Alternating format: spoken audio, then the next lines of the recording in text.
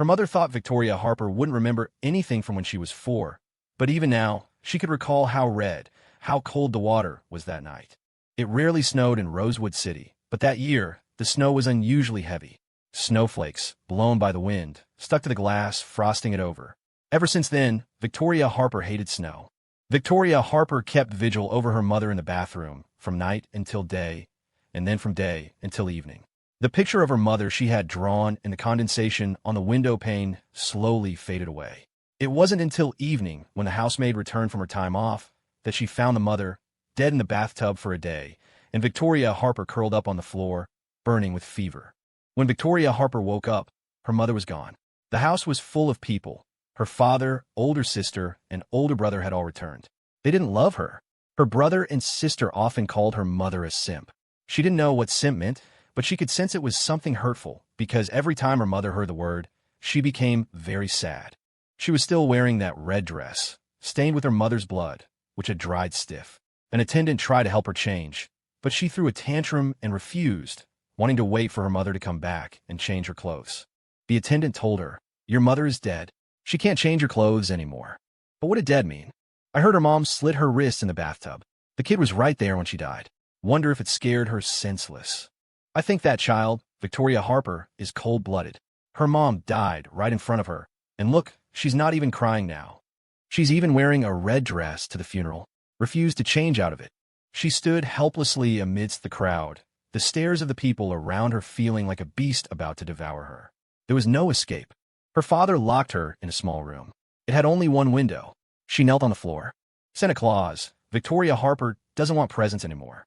Can you please bring my mommy back to me? Is it because I was a greedy, bad girl that mommy doesn't want me anymore? I promise I'll change my bad habits. I'll eat all the food mommy makes for me, and I'll never make her angry again. If you can just let me see mommy, I'll do anything." Back then, she didn't know that Santa Claus wasn't a god, just a little old man. He didn't have the power to grant wishes, couldn't give a child back her mother. Santa Claus couldn't hear her wish, but her brother did. He asked if she wanted to see her mother. She nodded, clinging to his leg, begging him to take her to her mother. Then, her brother took her to the deserted Greenwood Memorial Park. He pushed her in front of a gravestone, grabbed her hair, and said, "This is your mother. Your mom is dead. Remember that wooden box from the day before yesterday? Your mom's in there." "No, my mommy wouldn't die. She wouldn't be in a box." She reached out to fight back, but her brother pinned her firmly to the ground with his foot. Her 15-year-old brother looked down at her, mocking her helplessness. "Your mom was a simp, and simps deserve to die horribly. Who told her to seduce my dad and steal my mom's husband? If it weren't for her, I wouldn't have been motherless from birth. She ruined my family." She grabbed handfuls of mud, screaming with all her might, "My mom is not a simp." A younger sister seducing her own older sister's husband? That's even more disgusting than a simp. "Didn't you want to see your mother? She's right in here. You can stay here and keep her company forever." With that, he kicked the gravestone hard, his shoe print landing right on the photograph. Her brother abandoned Victoria Harper there. She couldn't find her way home. After wandering in circles, she ended up back where she started. Crying, she wiped the photograph on the gravestone clean. The stone was ice cold. No matter how long she pressed against it, she couldn't warm it. At 4, she only came up to her mother's thigh. Her favorite thing was to hug her mother's legs like a little bunny plush, stand on her feet, and let her mother drag her along as she walked. Back then, she always wondered when she would grow up, grow as tall as her mother. Later, her tall mother was put into a small box, then brought to this place and buried in a little hole in the ground. After her mother died, there was no one left at home who loved her. Her so-called relatives practically wished she would die out there. A 4-year-old child, abandoned in the middle of nowhere, couldn't possibly find her way home alone. Shivering uncontrollably from the cold, she could only huddle against the gravestone, curling up as if snuggling in her mother's arms for warmth. "Mommy, Victoria Harper is so cold. Please hold me, okay?" She coughed, her throat itchy and raw, feeling like it was full of razor blades. Victoria Harper's face was flushed red from crying. She missed her mother so much. She longed for her mother's hugs, her mother's kisses, wanted her mother to sing her to sleep. Dark, dark sky hangs low. Bright, bright stars follow. Insects fly, insects fly. Who are you missing tonight? Don't be afraid, Victoria Harper. Mommy's always here. She would never hear those words again. If 4-year-old Victoria Harper hadn't met a Grandma Miller then, She might have died in the freezing Greenwood Memorial Park, like the little match girl drifting towards death in a final, beautiful vision. Grandma Miller anxiously scooped her into her arms, her warm palm stroking Victoria's cheek. On such a cold day, what's a child doing here all alone? Child, where are your mommy and daddy? Daddy doesn't want me anymore. Mommy's dead. She heard Grandma Miller sigh. Do you know where you live? I'll take you home. When she couldn't get an answer, she had no choice but to call the police. Grandma Miller took off her own scarf and wrapped it around her. The long scarf circled around several times, covering her from her neck up to her head, wonderfully warm. That memory was hazy. She only remembered Grandma Miller popping a candy into her mouth. The sweetness spread from her mouth to her heart, one of the few delicacies she tasted in her childhood. At the Metropolitan Police Department, Grandma Miller gently distracted her, telling her about her own sweet little grandson who had a birthmark on the back of his neck. Before they parted, Grandma Miller gave her the scarf and bought her warm milk and a sweet bun. She patted Victoria's head, offering a blessing. Child, grow up healthy and strong. Back then, she hadn't even been as tall as the gravestone. Now, it only reached her thigh. Victoria Harper looked at her mother's picture on the stone and said with self-mockery, I really hated you back then. Hated you for bringing me into this world only to abandon me by dying right in front of me, for leaving me in that cold, cold house. Since you were going to die anyway, why didn't you take me with you? Victoria Harper picked up the pecan pie she had placed on the ground. It was delicious. She took large bites, wolfing down 50 pieces all at once, as if filling her stomach could stop her heart from feeling so empty. Who says people don't remember things from before they turn 5? She remembered all too clearly. Memories so painful that even now, recalling them made her flinch reflexively. She also remembered how, when she was little, her mother always let her eat the best food first. Now, she was letting her mother eat first, too, but the pecan pie remained untouched. Greenwood Memorial Park was quiet, the only sound the rustling of leaves. Golden ginkgo leaves drifted down with the wind. Victoria Harper watched the incense stick burn down to the end. The wind blew, cold against her face. She touched her cheek, staring at the dampness on her fingertips. The smoke stung her eyes. She had been crying. When someone dies, they become a corpse, then ashes, then a handful of dirt. A whole life lived just like that. From then on, separated by life and death, only visible in dreams. When she was little, her mother probably knew she hated her, so she never dared to enter her dreams. She really did hate her back then. She didn't even want to come to Greenwood Memorial Park to see her on Memorial Day. After her mother died, she stopped celebrating Christmas Eve, stopped celebrating Christmas altogether. She detested every winter, hated the snow, hated wearing red dresses. Her family bullied her, calling her the mistress's daughter. Kids at school chased her, calling her names, saying she was trash like her mother, always trying to seduce boys. The men around her would always eye her with disgusting looks. Before she could stand on her own, she went through incredibly hard times. Benjamin Harper ignored her completely. Her half-sister and half-brother treated her with cold indifference, occasionally humiliating her. The housemaid, seeing no one cared for her, called her a wild child behind her back, often letting her go hungry, refusing to cook for her. When she was 5 or 6 years old, she even scavenged through trash cans. Other children started school at 6, but she didn't go until she was 7.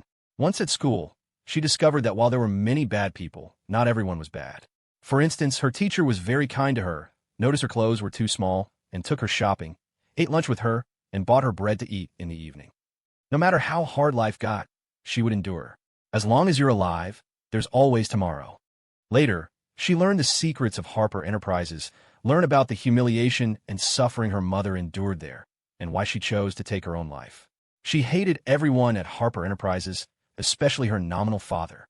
No, he couldn't be called a father. He was the rapist who hurt her mother.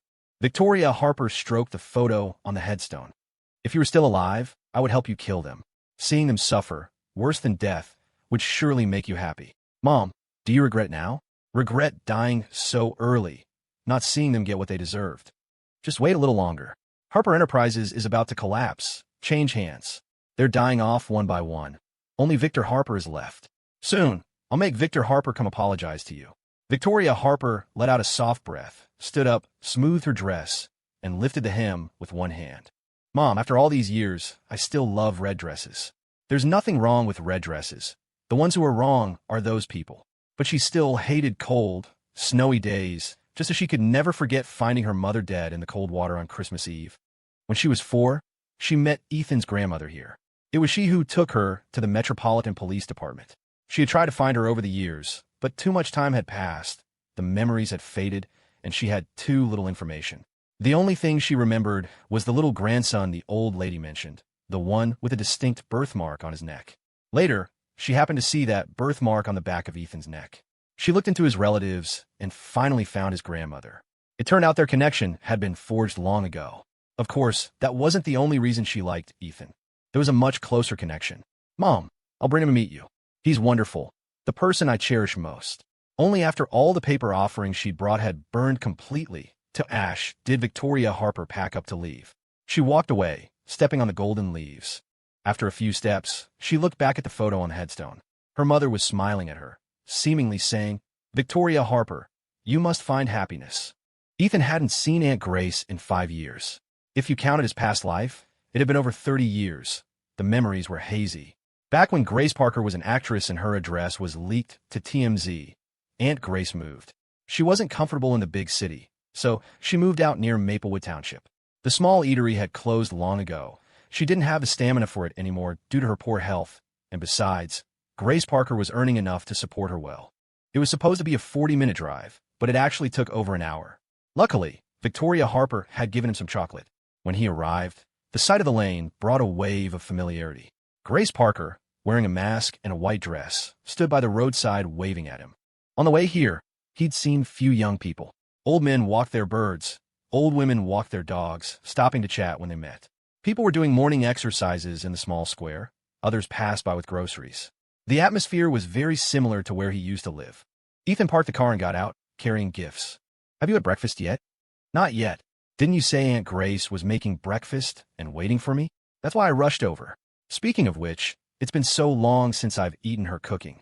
Back then, to give Grace Parker a better life, Aunt Grace not only ran a night stall, but also made breakfast. Her griddle cakes, fried dough sticks, and congee were all delicious. Ethan's favorites were her oatmeal with bacon bits and her pierogi.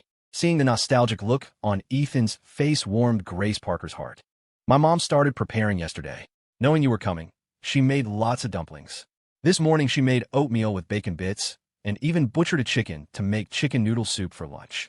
She remembered your favorite dishes and bought a lot of groceries yesterday." Seeing the several gift bags in Ethan's hands, Grace Parker asked, "Are these all for my mom?" "Yeah, it's Thanksgiving, right? I bought a pecan pie, some nutritional supplements, and since it's crab season, I got a few large crabs we could steam for lunch. Let me carry a couple of those. They're not heavy." Grace Parker insisted on taking something, practically snatching them from his hands, so he gave her the 2 lightest bags. They arrived at the Parker residence. The Victorian house was lovely, with all sorts of vegetables growing in the yard, along with 2 chickens and a duck. There were originally 3 chickens, but Mom butchered one this morning, Grace Parker told Ethan, then called towards the house. "Mom, Ethan's here." "Ethan's here? Quick, have him come in." The voice came before the person appeared. Ethan entered the house and saw Aunt Grace coming towards him, a woman in her 40s, overlapping with his memories. Her spirit seemed good, but she was very thin. Ethan had heard from Grace Parker that her mother had been hospitalized recently. In his memory, Aunt Grace's health had always been frail, especially when he and Grace Parker were in high school.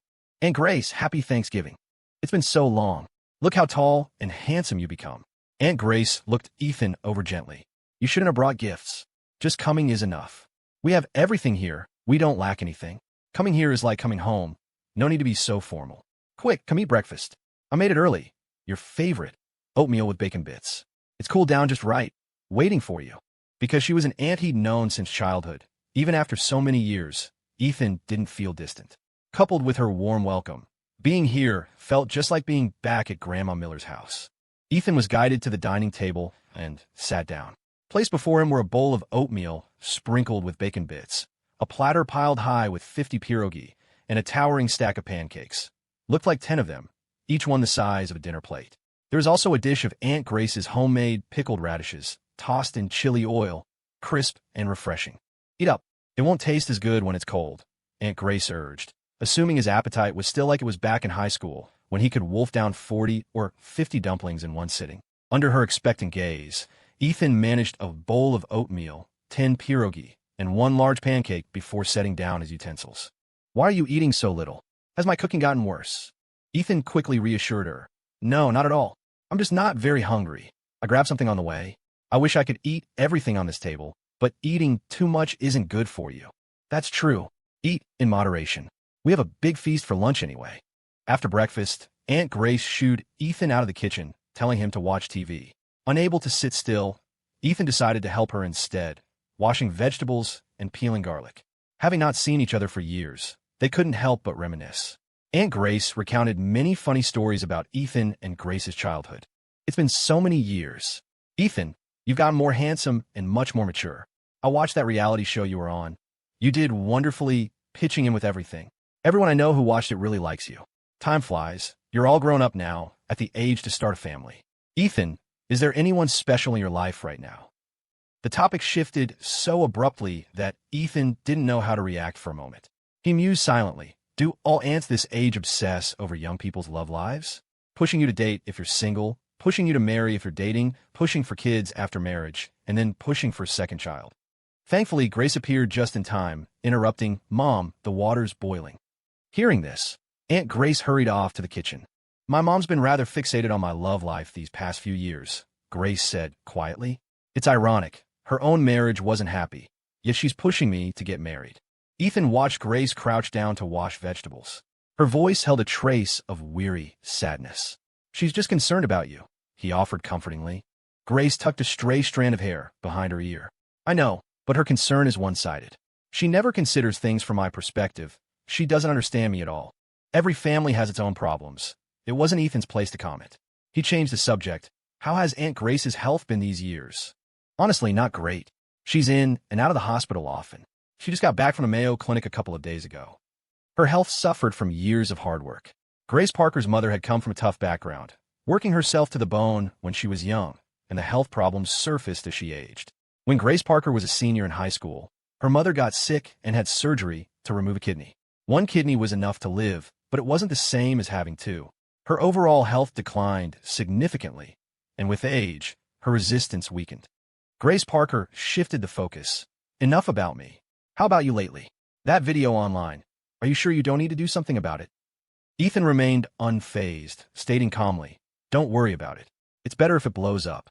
How big you want this to get? Best if the buzz lasts about a month. Ethan didn't need to worry about maintaining the hype. William, Benjamin Harper, and the others were even more eager than him to keep it going, hoping to use the online hate to destroy him. Ethan stood up. I'll go check on the kitchen. Aunt Grace was preparing an extravagant lunch. Chicken, duck, fish, beef, even steamed hairy crabs. Aunt Grace, that's way too much food. We'll never finish it. If you can't finish it, just stay a few more days. Annie will cook for you every day. We have extra rooms. I can't do that. I have to head back tonight. Aunt Grace paused, surprised. Tonight? You're not staying for dinner? No. Someone's waiting for me back home for Thanksgiving. Grace entered the kitchen just in time to hear Ethan's words. Setting down the vegetables she had washed, she tactfully left the kitchen. Aunt Grace, let me cook, you go rest. Ethan put on an apron and took the wok from her hands. You're a guest. How can we let you cook? Aunt Grace, when I first arrived, you told me to treat this place like home. Why are you treating me like a guest now? I used to eat your cooking all the time. Now that I know how to cook, I want you to try my food. Please, let me do it. Ethan gently nudged her aside as he spoke. Aunt Grace couldn't stop smiling at his teasing, looking at him with deep affection. All right. You can cook these few dishes then. I'll help you out. Ethan skillfully stir-fried the ingredients. Judging by the color and aroma, it was bound to be delicious. You know, Aunt Grace began, the one I worry about most is Grace Parker. She doesn't take care of herself, doesn't know how to cook. Seeing you two on the show together made me so happy. You two were always the closest. With you around, I feel more at ease about her. She sighed as she mentioned Grace Parker. Ethan didn't reply, unsure of what to say. Aunt Grace continued, My health isn't what it used to be. I don't know how much longer I have. Ethan, can you promise Annie something? If I'm not around anymore, will you take good care of Grace Parker? Meeting her hopeful gaze, Ethan was momentarily speechless. He suddenly recalled the words Victoria Harper had whispered when she snuck into his tent that night. Auntie, you'll definitely live a long and healthy life, Ethan said, deflecting. You'll see Grace Parker thrive. She's incredibly capable now. She doesn't need anyone to take care of her. Ethan thought back to his past life. After breaking up with Grace Parker, he had deliberately avoided news about her. But as a major award-winning actress, her presence was unavoidable, billboards, product endorsements, trending on Twitter during red carpets, movie promotions. She became a massive star, sweeping domestic awards before breaking into the international scene, becoming one of the most influential actresses globally, with over 50 million followers worldwide. Grace Parker not only built her career, but also maintained her family life well, taking her mom traveling abroad. Photos and videos of the mother-daughter duo often surfaced online back home. Aunt Grace took Ethan's words as mere comfort. She smiled wryly. She might not need looking after when she's young, but what about when she's older? She's a woman. She needs to build a family, have children. My biggest regret in life was my poor judgment back then, not finding a good man. The luckiest thing that ever happened to me was having Grace Parker. Ethan couldn't help but frown at her words. How can you guarantee any man will always be good? I can't guarantee others, Aunt Grace said, but you're different, Ethan. I watch you grow up. People change, Annie. You shouldn't pin your hopes on others. Ethan, are you still angry at Grace Parker for breaking up with you? Mentioning this, she became flustered and quickly explained, I was the one who advised her to break up with you back then. And about your grandmother's death. I was the one who kept it from Grace Parker all these years. Even though she never says anything, I can feel her pain. I watch your Twitch streams from the show every day. Grace Parker is truly happy when she's with you. Her eyes are only for you. She's never forgotten you. Please don't blame her anymore, okay? I don't blame her. Before Ethan could even finish, Aunt Grace rushed to say, It's good you don't blame her. Look, right after you broke off your engagement, you ran into Grace on the production crew. It must be fate. And this is a dating show. You don't have anyone you like right now. And Grace is your childhood sweetheart. You grew up together, know each other inside and out. You even dated before. Even though you've been apart for so many years, Grace is always like you. If you two could get married and start a family, I could finally rest easy. It would make up for past regrets too. She grew more agitated as she spoke, her gaze fixed on Ethan, filled with pleading and expectation. A mother would do anything for her daughter's happiness. Aunt Grace Parker and I are friends. I can help her out as a friend, but only if she needs it. Have you even asked her if she needs help? Ethan's question stopped her short. He continued, When you pressure her to get married, try to entrust her care to some man, you're disrespecting her. You're ignoring all her hard work over the years. She went to Hollywood all alone, and now she's famous nationwide. She's confident, strong, more capable than most men. You shouldn't try to limit her to domestic life, marriage, and children. That's not her. She's destined for the world stage, the very top. Think about it. She's done perfectly fine all these years without me, hasn't she? That might be true, but Grace Parker loved Ethan. People are always greedy. Even when happy, they wish for a little more perfection in life. A successful career paired with a happy family. That's the definition of winning at life. A mother always wants the best for her child, hoping someone will be there to accompany her and take care of her when she's sick or facing difficulties. Someone like Ethan was perfect. He could cook, do housework. He was caring, gentle, understanding, and had no bad habits. Crucially, Grace Parker liked him.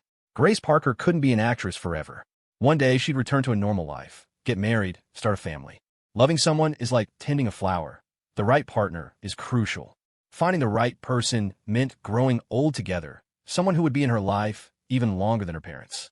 Since Grace Parker was an actress, she needed a partner like Ethan who could understand her lifestyle. Ethan saw from her expression that she was lost in her own thoughts.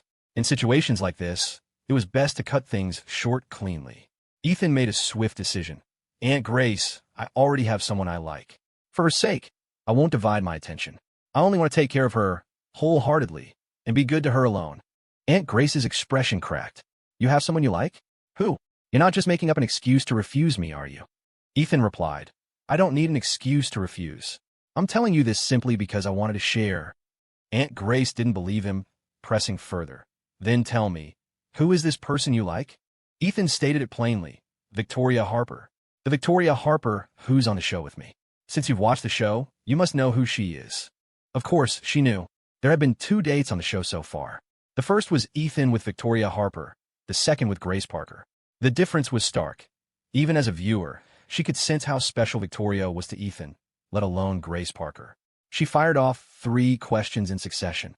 Do you even know her? Are you two suitable for each other? And she's your ex-fiancé's aunt. Aren't you worried about gossip? Life is about how you feel, not about what anyone else thinks. As long as I'm happy, that's what matters. Life is long. I'll take my time getting to know her. Ethan deliberately added, Aunt Grace, I only came here today after getting Victoria Harper's okay. Grace Parker knows this too. When he mentioned Victoria Harper, a tenderness he himself wasn't aware of softened his features. Shock flickered in Aunt Grace's eyes. She clearly hadn't expected this outcome. Ethan held Victoria Harper in very high regard. Her place in his heart was secure, leaving no room for outside interference.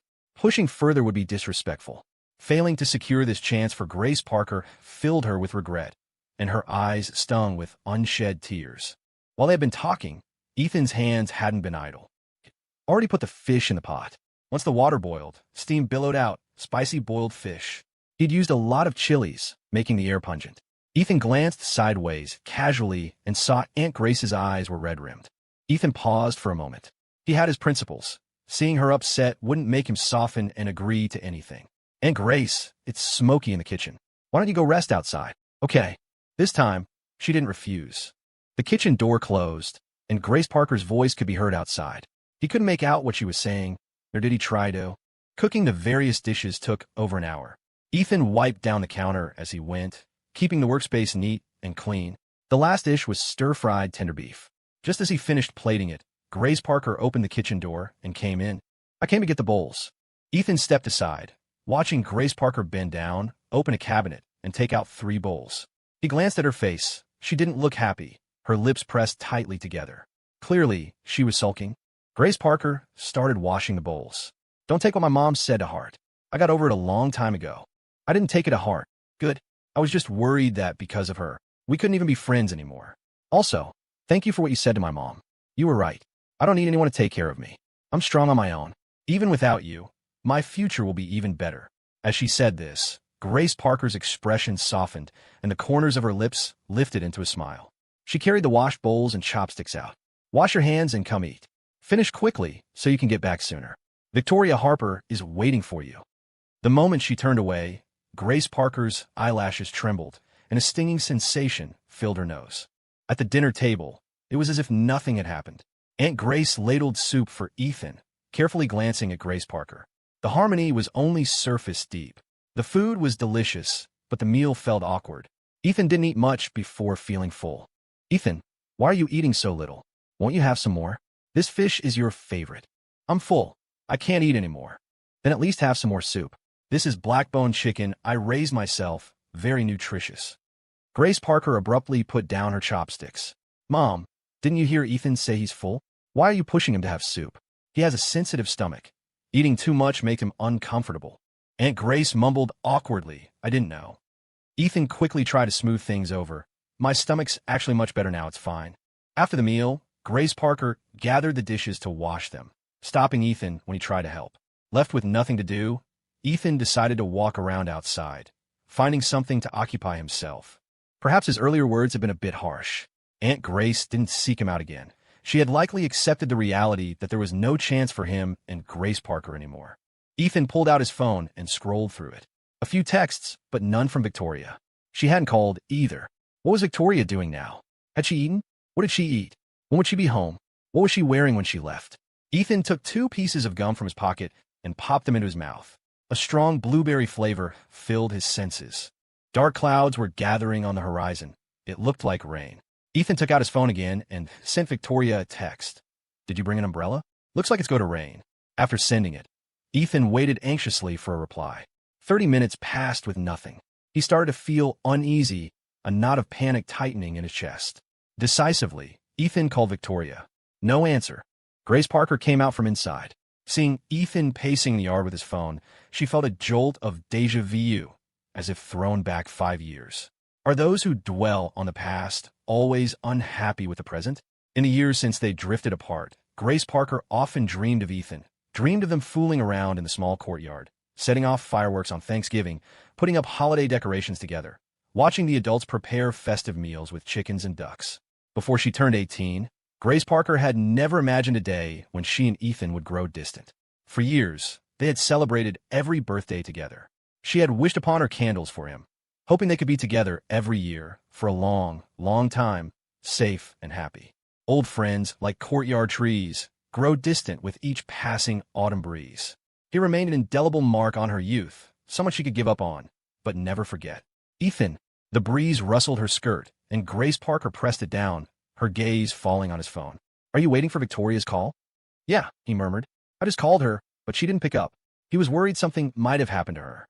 Watching the man she loved worry about another woman right in front of her sent a pang through her heart, like a crack splitting open, bitterness seeping out relentlessly. She forced a smile. "She's probably fine." Ethan kept his head down, still fiddling with his phone. "She usually texts me back right away," he muttered. "Maybe she hasn't checked her phone," Grace suggested. "Around this time, she might still be eating or taking an afternoon nap." That was plausible. Victoria was lazy at home, often curling up on the sofa right after lunch and falling asleep quickly. She slept curled up, her hands balled into fists, sometimes tucked under her cheek, sometimes pressed against her chest. They said people who slept curled up like that lacked a sense of security. "Are you thinking of heading back?" Grace Parker asked, trying to appear calm, but secretly hoping, just for this moment, she could be more important than Victoria, that Ethan would stay for her. Ethan glanced towards the house. "Aunt Grace." The fragile hope shattered. Grace Parker forced another smile. "I'll handle my mom. She definitely won't want you to leave after finally seeing you. She'll find any excuse to keep you here longer." She knew her mother well. Grace Parker turned back towards the house. "Mom, Ethan and I are going for a walk." "Okay, you two go ahead," Aunt Grace called out. "Young people should get out more. Don't go too far. Come back for watermelon later." Aunt Grace hadn't given up, constantly trying to create opportunities for them. "You have plenty of time this afternoon. You could drive back to our old school. It's not far, maybe 40 to 50 minutes. Revisiting old haunts was the easiest way to stir up fond memories. Grace Parker had intended to just slip away, let Ethan leave quietly once they were outside. "Let's go," she said. Ethan took a few steps, but even without looking back, he could feel the weight of eyes on him. Ethan stopped abruptly and turned around. He saw Aunt Grace standing in the doorway, watching him leave. When she saw him turn back, she waved and smiled. He remembered how, back when he was in school, his own grandmother used to stand just like that in the doorway, watching him go with longing eyes every time he left home. Ethan walked back. "Aunt Grace, I really should head back now. I'll skip the watermelon, but I'll definitely come visit again when I have time." "Leaving so soon? You drove here anyway. Why not stay for dinner? We can eat early, say 5 o'clock. I'll make you corn dogs. The last time you had my corn dogs was back in senior year, wasn't it?" Despite her earnest attempts to keep him, Ethan shook his head firmly. "No, really," he said sincerely. "I need to go back, buy groceries, and spend Thanksgiving with Victoria." He knew what she was hoping for, so being direct was the kindest approach. He couldn't give her false hope, or let her think there was still a chance for him and Grace Parker. Indecisiveness would be irresponsible. Aunt Grace wanted to persuade Ethan further, but the words caught in her throat as if stuffed with cotton. She looked towards Grace Parker, but Grace avoided her gaze. Finally, she had to relent. "All right then, drive safe on your way back. Come visit again when you have time." "Okay, Aunt Grace. I'll get going then. Take care of yourself." The next time felt genuinely uncertain. After saying goodbye to Aunt Grace, Ethan felt lighter as he walked away. Since Aunt Grace couldn't convince him to stay for dinner, she insisted on packing food for him, the uncooked chicken and duck from the fridge, plus some vegetables she had grown herself. The items weren't valuable, but the sentiment was priceless. Ethan accepted them. After watching Ethan drive away, Aunt Grace turned to Grace Parker with a helpless sigh. "Why didn't you try harder to make him stay? He rarely comes to visit." Grace Parker replied wearily, "Mom, please don't meddle in things between him and me anymore." Aunt Grace grew anxious. "If I don't meddle, you'll be the one regretting it. Mistakes can be corrected, but if you miss an opportunity, you might truly never get another chance." Grace Parker's eyes reddened, tears welling up against her will. "We missed our chance long ago. Some mistakes don't deserve forgiveness. You can revisit old places, reminisce about old times, but can you truly love an old flame anew? What else besides time can never be reclaimed?" Ethan drove off. Midway, he sent another text to Victoria, telling her he was on his way back. "What do you want for dinner tonight? I'll pick it up." 10 minutes later, Victoria finally replied with 2 short voice messages. "Back already? Weren't you going to spend more time with your aunt? Let's go to the supermarket together. Just come back first, we can change." Her voice was hoarse, as if she had been crying, or perhaps had just woken up. Ethan pressed down on the accelerator, picking up speed. The journey, usually over an hour, took him less than 50 minutes. Standing in the hallway, Ethan looked at the 2 doors in front of him. He took out his keys and opened his own door, betting Victoria would be inside his apartment. Sure enough, as the door swung open, he saw Victoria. She was in the kitchen, wearing an apron. Hearing the door open, she turned her head. "Oh, you're back so soon. An old, classic line suddenly popped into Ethan's mind. Who comes from mountains and seas, yet finds themselves bound by day and night, kitchen and love. A warmth spread from his chest, slowly soothing every part of him. Victoria Harper skipped over happily, placed his slippers by his feet, and then took the bags from his hands.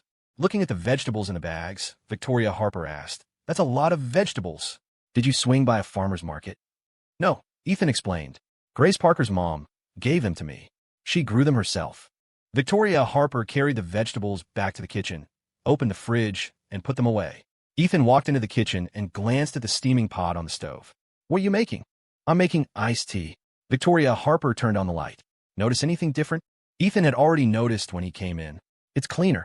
Victoria Harper put her hands on her hips and tilted her chin up proudly. "I cleaned the whole place." Impressive, right? His place wasn't large, but cleaning the whole thing still would have taken quite some time. He'd gone out for a bit, and now the place was clean and tidy. A few new potted plants decorated the shelves, a faint, fresh scent lingered in the air, the handcrafted dolls they'd made on their first date sat on the TV stand, and the bunny Ethan had given her was also on the sofa. His life was being subtly transformed by Victoria Harper. Her presence, her traces were everywhere. Ethan resisted the urge to pat her head and said with a smile, "Very impressive. Just like Cinderella." Victoria Harper huffed. "Cinderella only shows up when you're not around. I'm always here." Ethan asked, "Didn't you go out to meet someone this morning? How did you have time to clean for me?" "I came back around noon." "What did you have for lunch at Grace Parker's house?" Ethan took out his phone to show her the photos.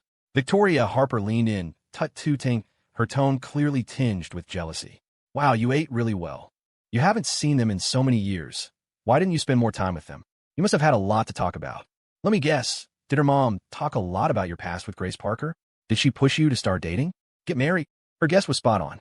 Ethan was momentarily speechless. "She did mention a couple of things. Aunt Grace even wanted me to stay for dinner, but I turned her down.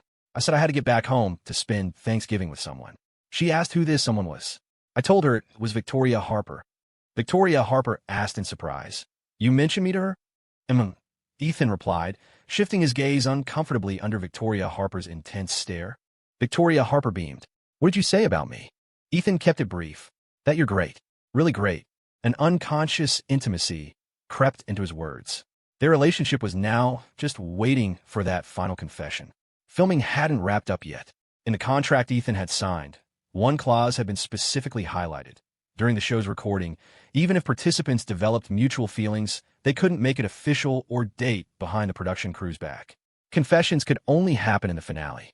Violating this rule meant paying a tenfold penalty fee.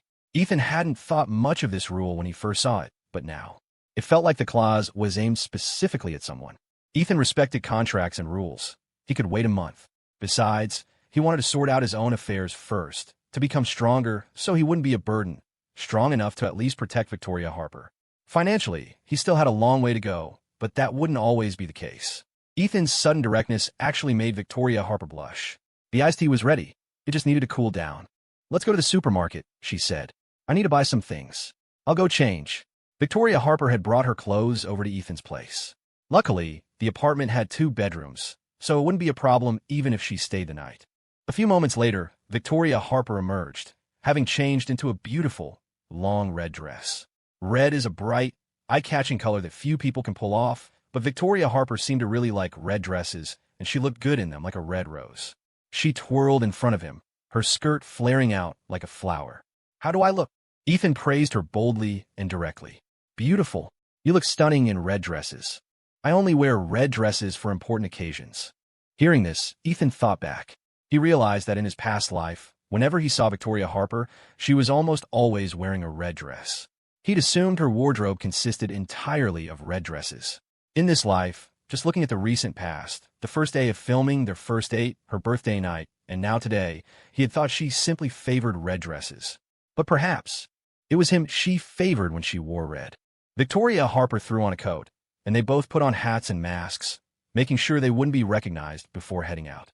Ethan pushed the shopping cart while Victoria Harper walked happily beside him, browsing and tossing whatever caught her eye into the cart. The two, who hadn't been grocery shopping together in a while, ended up buying quite a lot. As they passed the Babies R Us, Ethan glanced inside and saw a young couple browsing. The woman was heavily pregnant, and the man beside her had his arm around her waist. They looked very much in love. Just then, The man lowered his head to sneeze, and his face mask slipped down. Ethan had thought the man looked vaguely familiar from the start, so he couldn't help looking a second longer, just in time to see the mask slip. It was only for a second or two, but Ethan recognized him instantly. It was William. The moment the mask fell, William was clearly flustered. He glanced around frantically. Luckily, the babies are us was empty. William breathed a sigh of relief and quickly led the pregnant woman away. Ethan stopped walking, his grip tightening on the shopping cart handle. William, shopping at Babies R Us with a pregnant woman. Judging by their body language, they weren't just friends. They looked like an affectionate couple. How interesting. After all, this was something he hadn't even known about in his previous life. Ethan pulled out his phone, found a contact for Private Investigator Murphy, whom he'd contacted before, and immediately instructed him to investigate William. He wanted to see what else he didn't know. In his past life, for so many years, William had maintained a single status. He hadn't married, hadn't dated, and there had certainly been no rumors of children. He'd cultivated the image of someone deeply in love with Amelia Harper, utterly devoted, unwilling to marry anyone else. This devoted lover persona had caused Ethan no small amount of trouble. In his past life, Ethan had been constantly attacked online by shipper fans of William and Amelia. The worst incident involved an obsessive William fan trying to stab Ethan with a knife. He had been with Amelia Harper at the time, and the fruit knife went straight through his palm. The fan faced consequences, but William faced no repercussions whatsoever. Thinking about these painful memories left a bitter taste in Ethan's mouth. Ethan tried hard to recall the pregnant woman's face. He hadn't seen her in his previous life. As for a child, he'd heard nothing in 30 years. It seemed his rebirth had subtly changed many things. Ethan suddenly had an uneasy feeling. The mention of a child reminded him of his adopted son, Daniel. Calculating the age, they would be about the same. Ethan's heart sank, and his expression darkened. "What are you looking at?" Victoria Harper patted the back of his hand. Ethan snapped back to reality, averting his gaze. Nothing. Raising an ungrateful bastard was disgusting enough. The thought that this bastard might very well be William Hayes' spawn. It was as nauseating as eating shit. Anger churned in his stomach, threatening to rise. Victoria Harper noticed Ethan's dark expression and followed his earlier gaze, but saw nothing. They bought some ingredients for a hot pot, deciding to spend the evening on the balcony, eating and moon-gazing. A little wine, finished off with pecan pie, would round out their Thanksgiving day. While Victoria Harper rested, Ethan simmered soup in the kitchen. Together, they washed the ingredients, set up the table on the balcony, and lit mosquito-repelling incense. The weather god smiled on them. The sky, which had threatened rain, cleared up completely in the evening, and the moon peeked out from behind dispersed clouds. Crabs steamed in a pot. Ethan expertly snipped off the legs with shears, picked out the meat, and placed it on a plate for Victoria Harper. After eating and drinking, both were slightly tipsy. Victoria Harper's cheeks were flushed, her eyes misty. She swirled the wine in her glass, her voice husky. "I want to see my mother today." Ethan froze, listening as Victoria continued. "Do you know about my mother? She killed herself in the bathtub when she was just a couple of years younger than I am now. It was Christmas Eve. I was wearing a red princess dress. I could never understand. It's supposed to be a day for praying for peace. Why did she choose that night to die? In those years when I was most helpless, I truly hated her. But I couldn't stop missing her. Everyone wants to live. Who really wants to die? She was driven to it. If I'd been older then, more understanding. If I had realized she was sick, coaxed her to see a doctor, take her medicine. If I had loved her with all my might, maybe she wouldn't have killed herself. I hate the people at Harper Enterprises so much. I hate Edward Harper. I hate Victor. I hate Emily Harper. I hate Victoria Harper." Victoria blurted out 4 names. Edward Harper was Victoria's father, dead 3 years now. Victor and Emily Harper were her older half-siblings. The other Victoria Harper she hated, the one she should have called Aunt Grace, was Edward Harper's first wife and also the biological sister of Victoria's own mother, Victoria Harper. Back then, the affair between the sister-in-law, Victoria's mother, and her brother-in-law, Edward Harper, within Harper Enterprises had caused an ugly scandal. With time, and with most of the involved parties now dead, nobody brought it up anymore. Ethan only knew any of this because Amelia Harper had mentioned it casually once. And that was precisely why Amelia Harper had always looked down on Victoria. Victoria Harper rarely lost control like this. Perhaps the alcohol had dredged up her painful past. She looked incredibly vulnerable now. She wasn't crying, but her eyes were red-rimmed as she gazed at Ethan. Victoria knew her mother had loved her, that she hadn't wanted to leave her behind. But she was sick, unable even to save herself. While alive, she had strived to give Victoria the best of everything. Even if she was coughing up blood, in so much pain she couldn't sleep all night, she'd pretend nothing was wrong come morning, facing Victoria with the brightest possible facade. Her disguise was too good.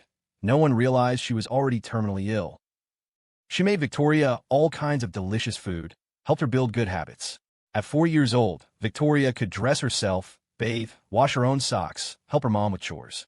If hungry, she'd mix her own milk powder and drink it, never fussing or crying. She learned the songs her mother sang to her. After her mother died, she was afraid of the dark, so she'd sing those songs to lull herself to sleep. Her mother prepared birthday gifts for her every year, right up until she turned 18.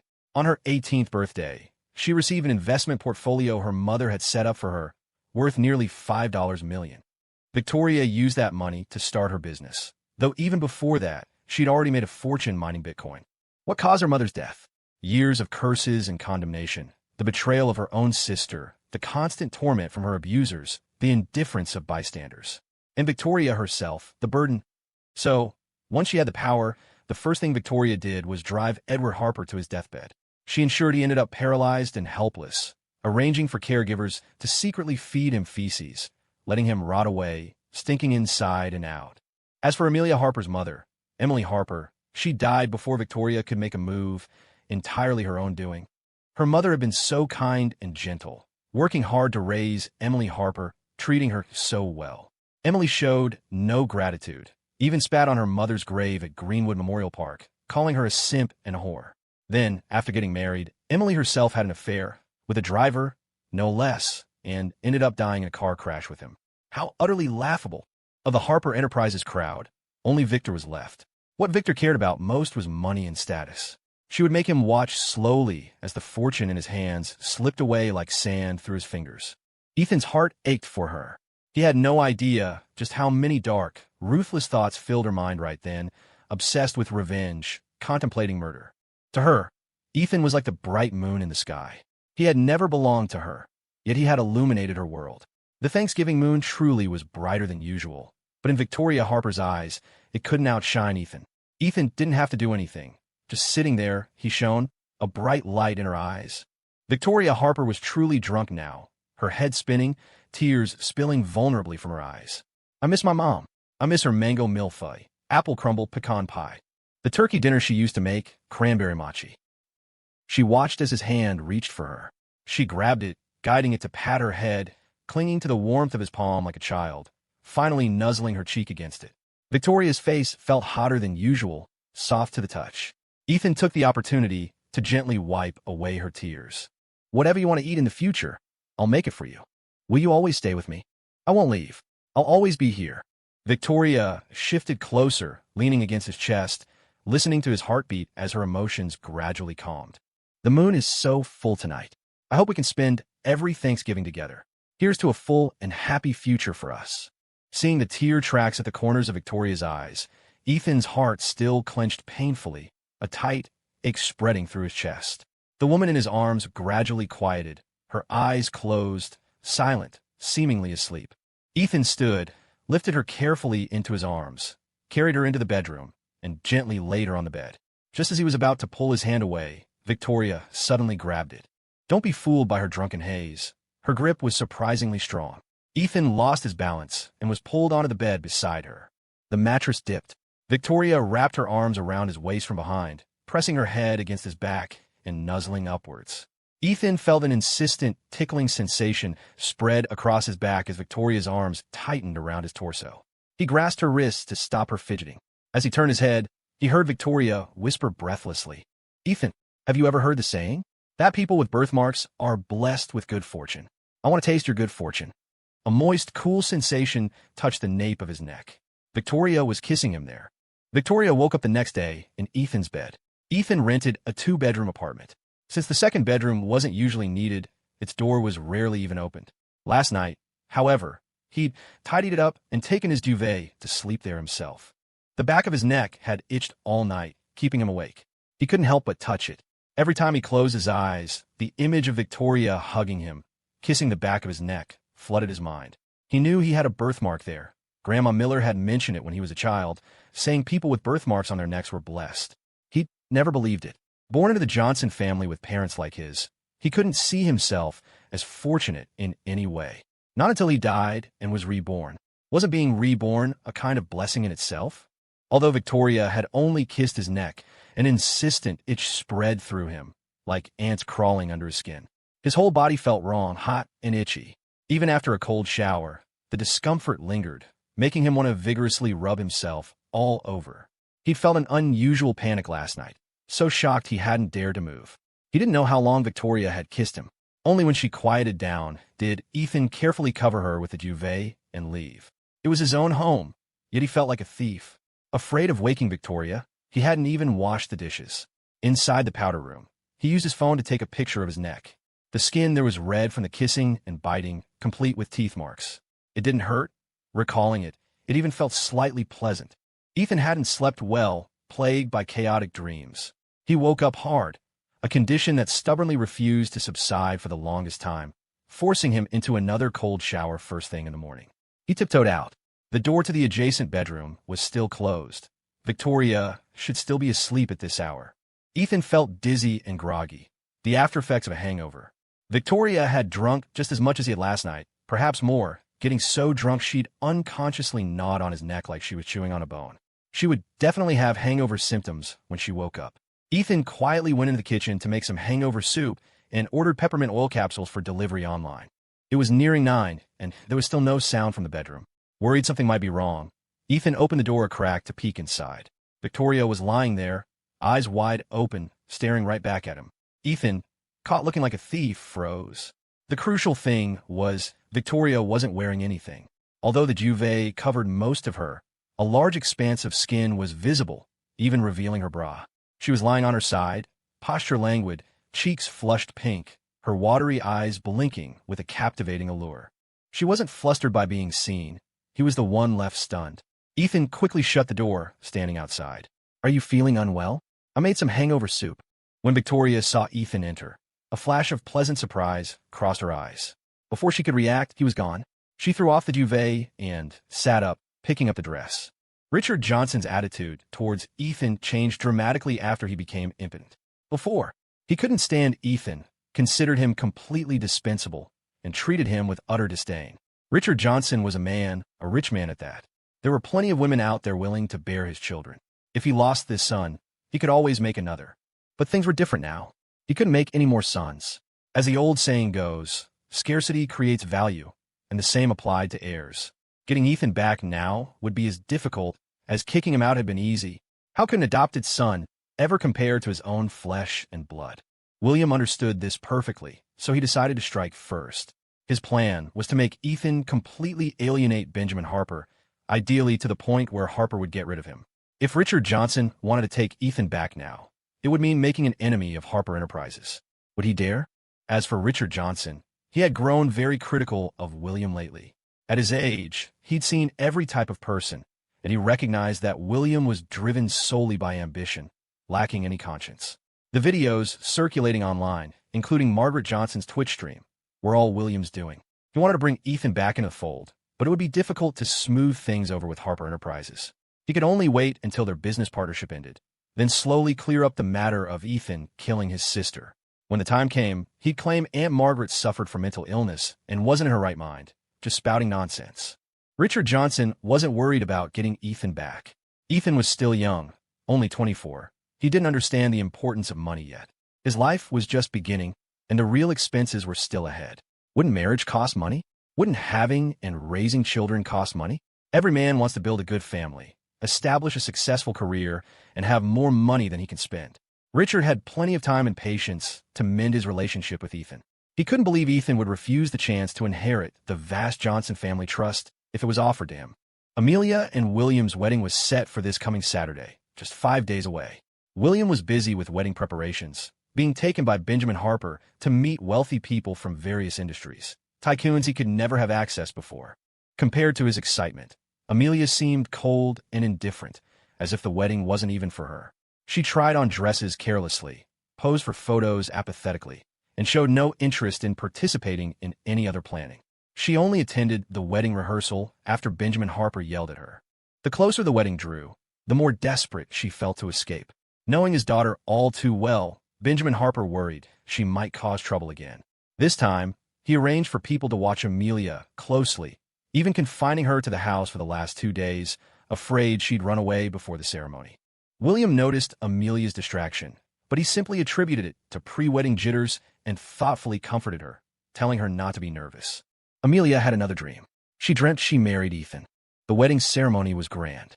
She and Ethan had dated for 3 years. He had always been good to her, very tolerant, and had never lost his temper with her. Living together for a year had given her a taste of the warmth of a real home. She had wanted to marry Ethan, to build a home with him and spend the rest of her life together. As for running out on him at the philanthropic gala, she knew she had wronged Ethan, but she'd had her reasons. It wasn't that she intentionally broke their agreement. Besides, the gala wasn't their wedding. It wasn't that important. The night before the wedding, she couldn't sleep. She got up at 5 a.m., put on her makeup and wedding dress, and waited for Ethan to arrive. It was a marriage of convenience, just going through the motions. Amelia hadn't expected to feel much, but the moment Ethan opened the door and walked in, her heart leaped uncontrollably, anticipation surging within her. At the wedding, holding her dress, she walked slowly towards Ethan on her father's arm. Ethan stood under the lights, tall and imposing in his white suit, looking like a prince. His naturally handsome features were striking with just a little effort, making it impossible to look away. At the altar, Pastor Smith held the holy book and asked solemnly, "Mr. Ethan, are you willing to care for Miss Amelia for life, to treasure her and protect her, whether in poverty or wealth, health or sickness?" In the dream, Ethan held her hand, slipped a wedding ring on her finger, and said, "I will." After the wedding, Ethan did indeed take very good care of her, just as he had before they were married. He kept the house immaculate and granted her every request. The only thing missing was love. She carefully replayed Pastor Smith's words from that day in her mind. What state of mind had she been in to overlook the fact that the pastor hadn't mentioned love? Was the omission unintentional or deliberate? Ethan treated her incredibly well, yet she couldn't feel any love from him. To test whether he truly loved her, she started doing outrageous things. For instance, she'd ask William to the movies, and when photos were inevitably leaked to TMZ by onlookers, sparking controversy, she never offered any explanation. Sometimes she'd go out drinking with William until late at night, waiting for Ethan to come get her. He no longer seemed worried about her safety when she was out. Seeing her with William didn't make him angry or even seem to bother him. He remained rational, giving her plenty of freedom. Her friends were actually quite envious.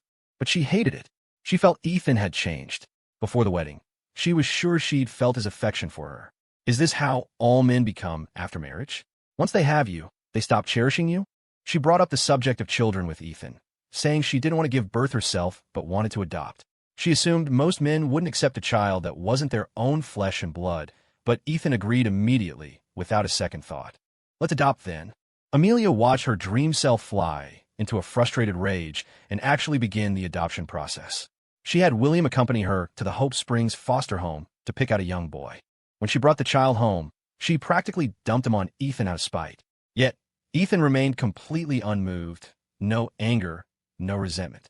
He simply accepted the situation passively, even handling the official registration and naming the boy Daniel. Once the adoption was final, Amelia washed her hands of the boy, leaving Ethan to care for him. On top of his work and looking after Amelia, Ethan now had the added burden of raising a child. Ethan was often too busy to even rest.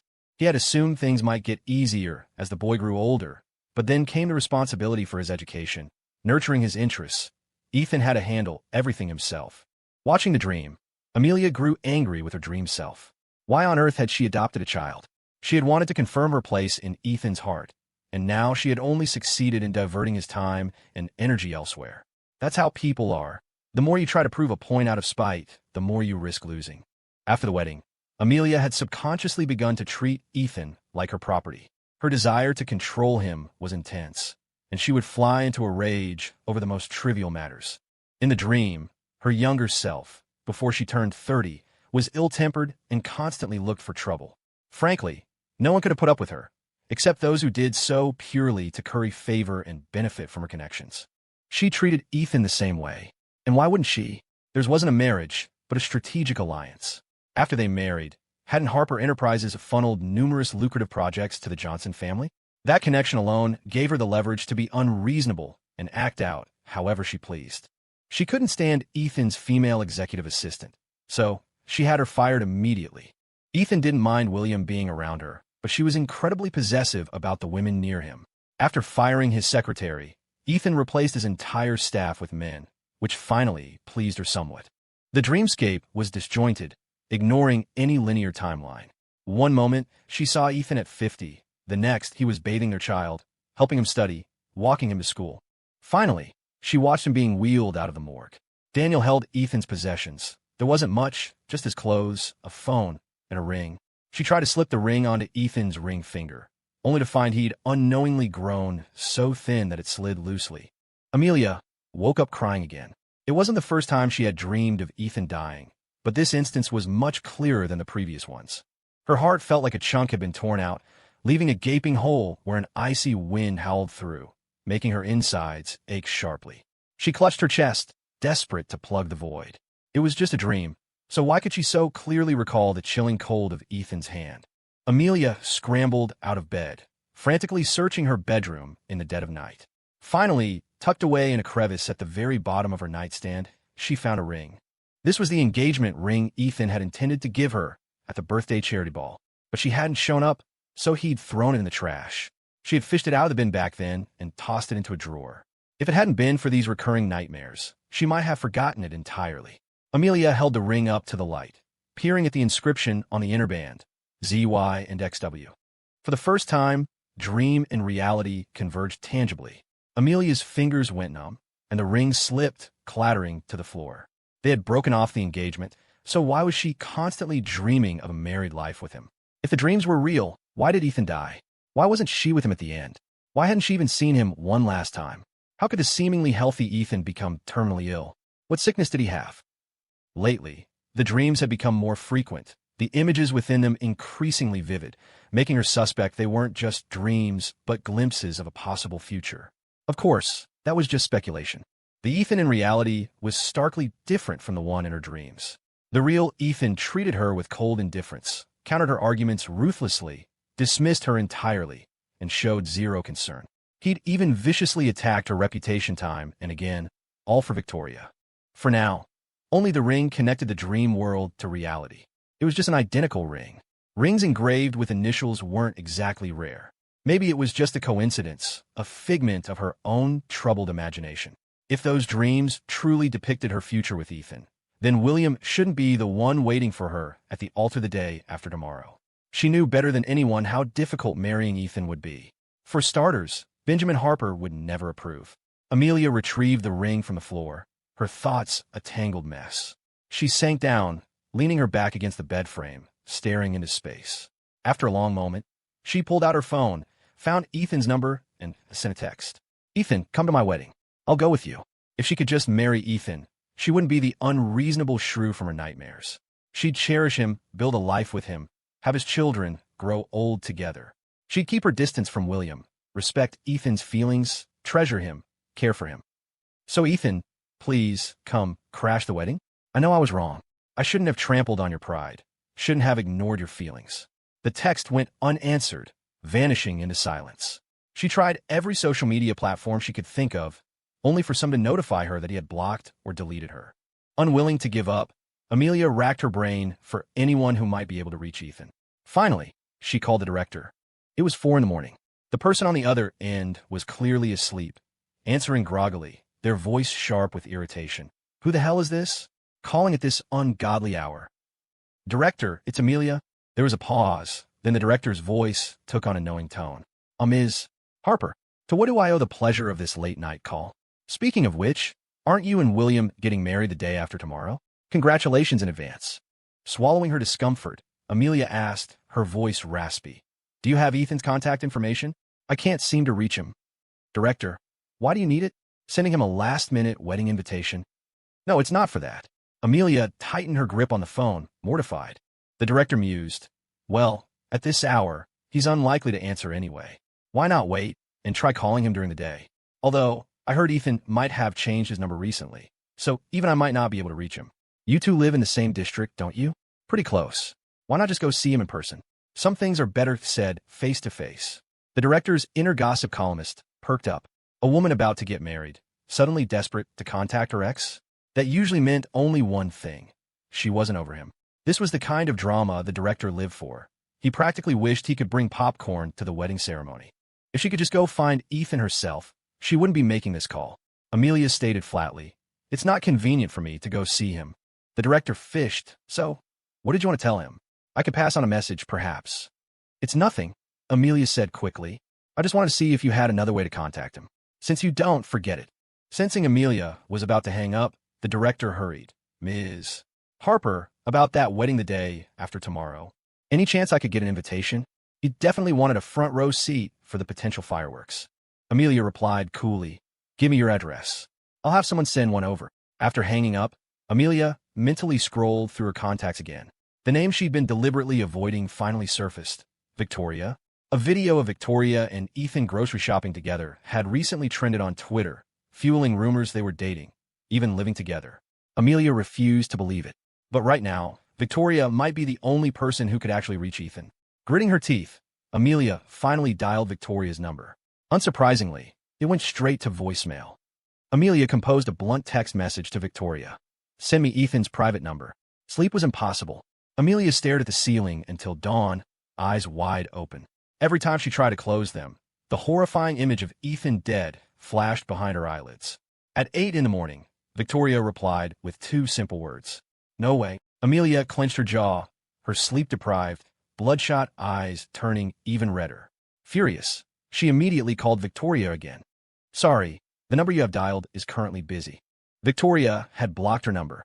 On Victoria's end, shortly after blocking Amelia, a call came in from Victor. Anticipating the drama unfolding tomorrow, Victoria was in a surprisingly good mood and decided to answer. When the call connected, Victor sounded taken aback.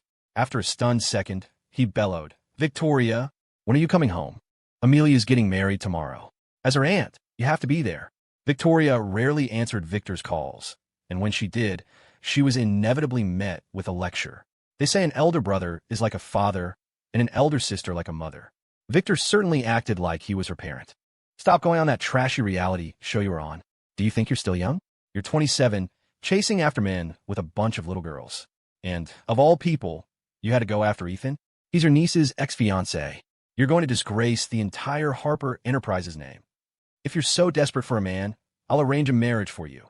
Someone much better than Ethan. I don't care how you messed around before, but I will make the decision regarding your marriage. As a child of Harper Enterprises, you need to think about the company."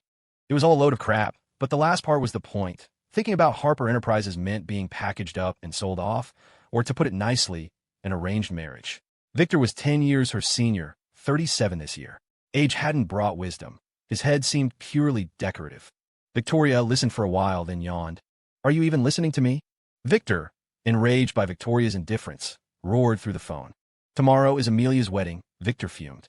"You're only a couple years younger than Amelia. Growing up, even Benjamin Harper never laid a hand on her. What right did you have to hit her? If Harper Enterprises weren't connected to our family by marriage, you would have lost that hand." Clearly, Amelia had been complaining plenty to Victor, making him think Victoria was still that pathetic girl who could be beaten bloody on the ground. "You must attend Amelia's wedding tomorrow and apologize to her." Victoria only ever caused trouble for the family.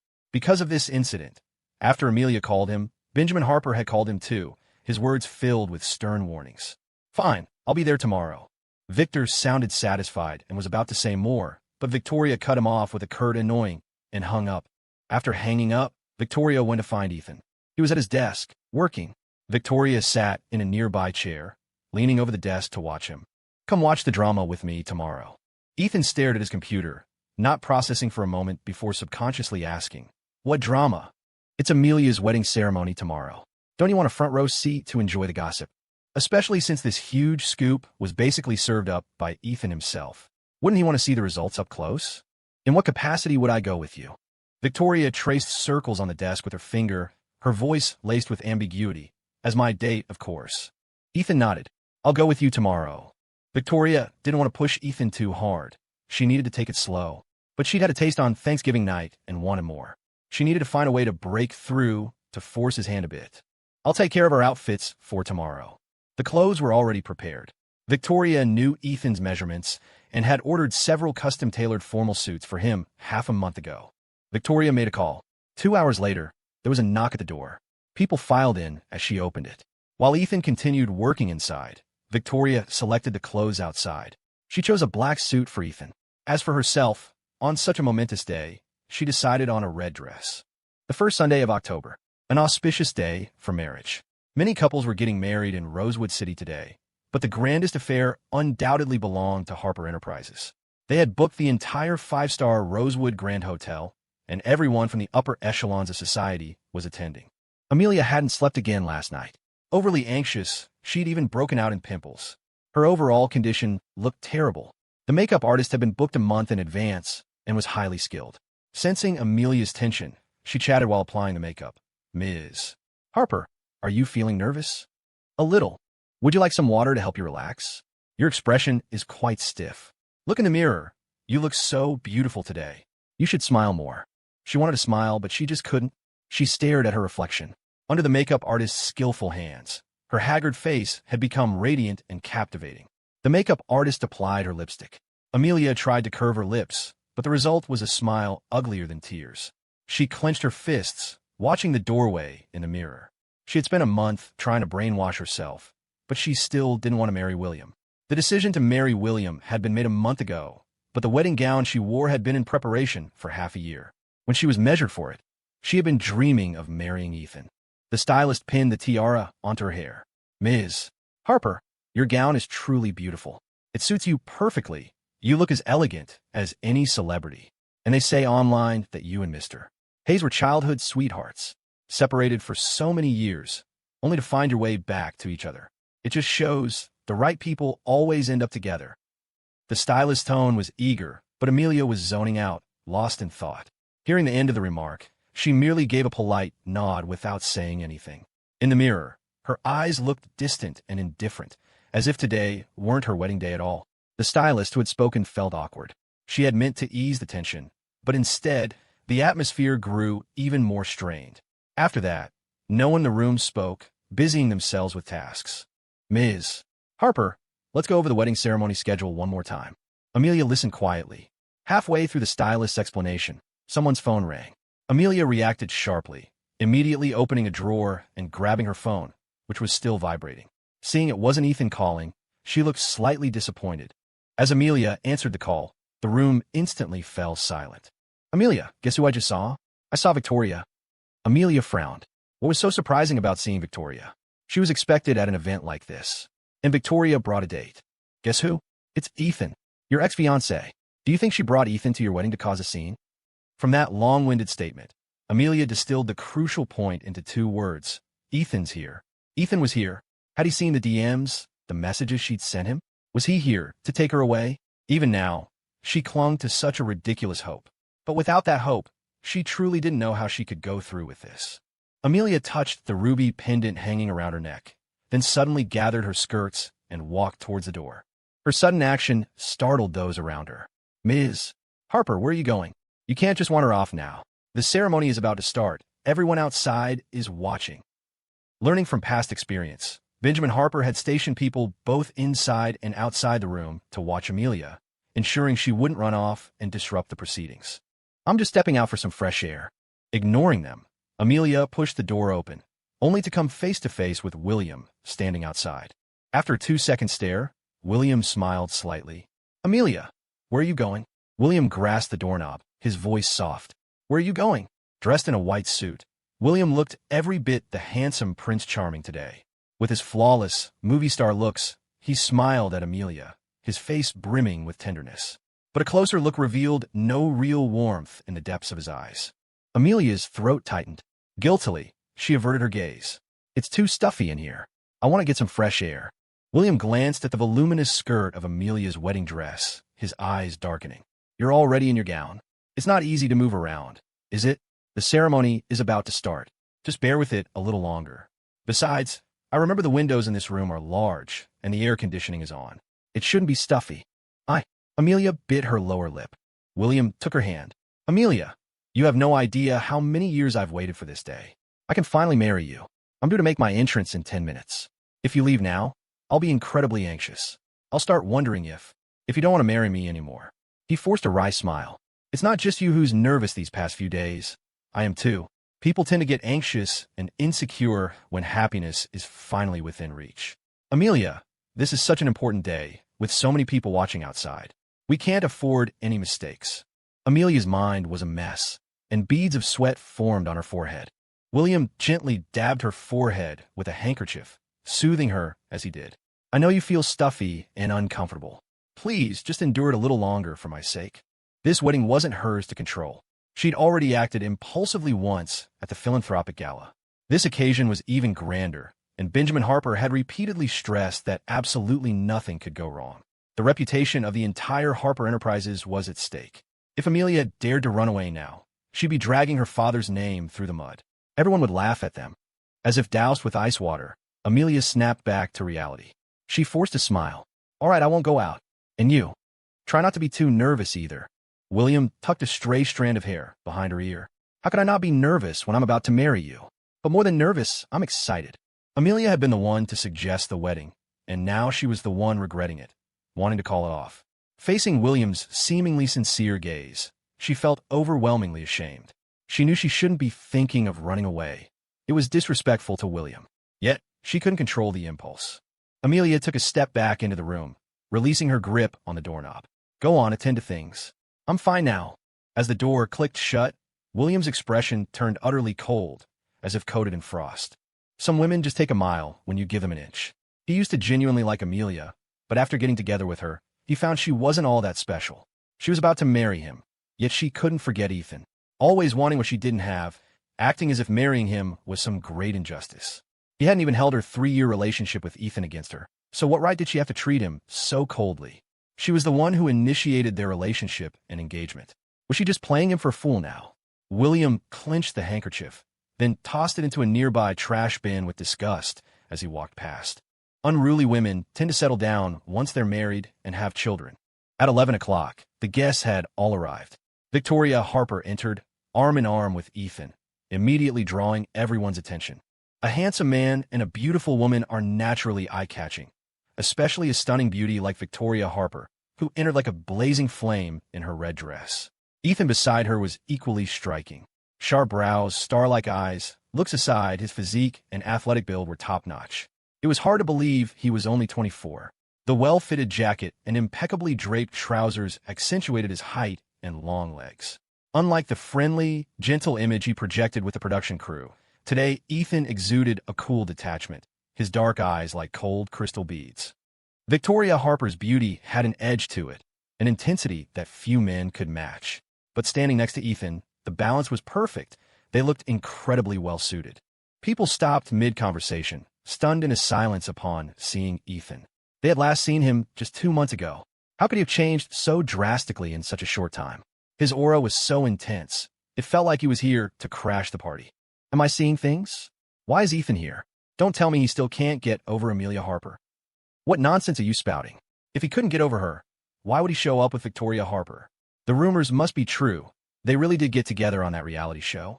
Ethan coming with Victoria today is clearly a move to reclaim his pride. Just 2 months ago, he was her fiancé. Now, suddenly, he's practically her uncle. How dare Ethan even show his face here? Has that business online about him killing his sister been resolved?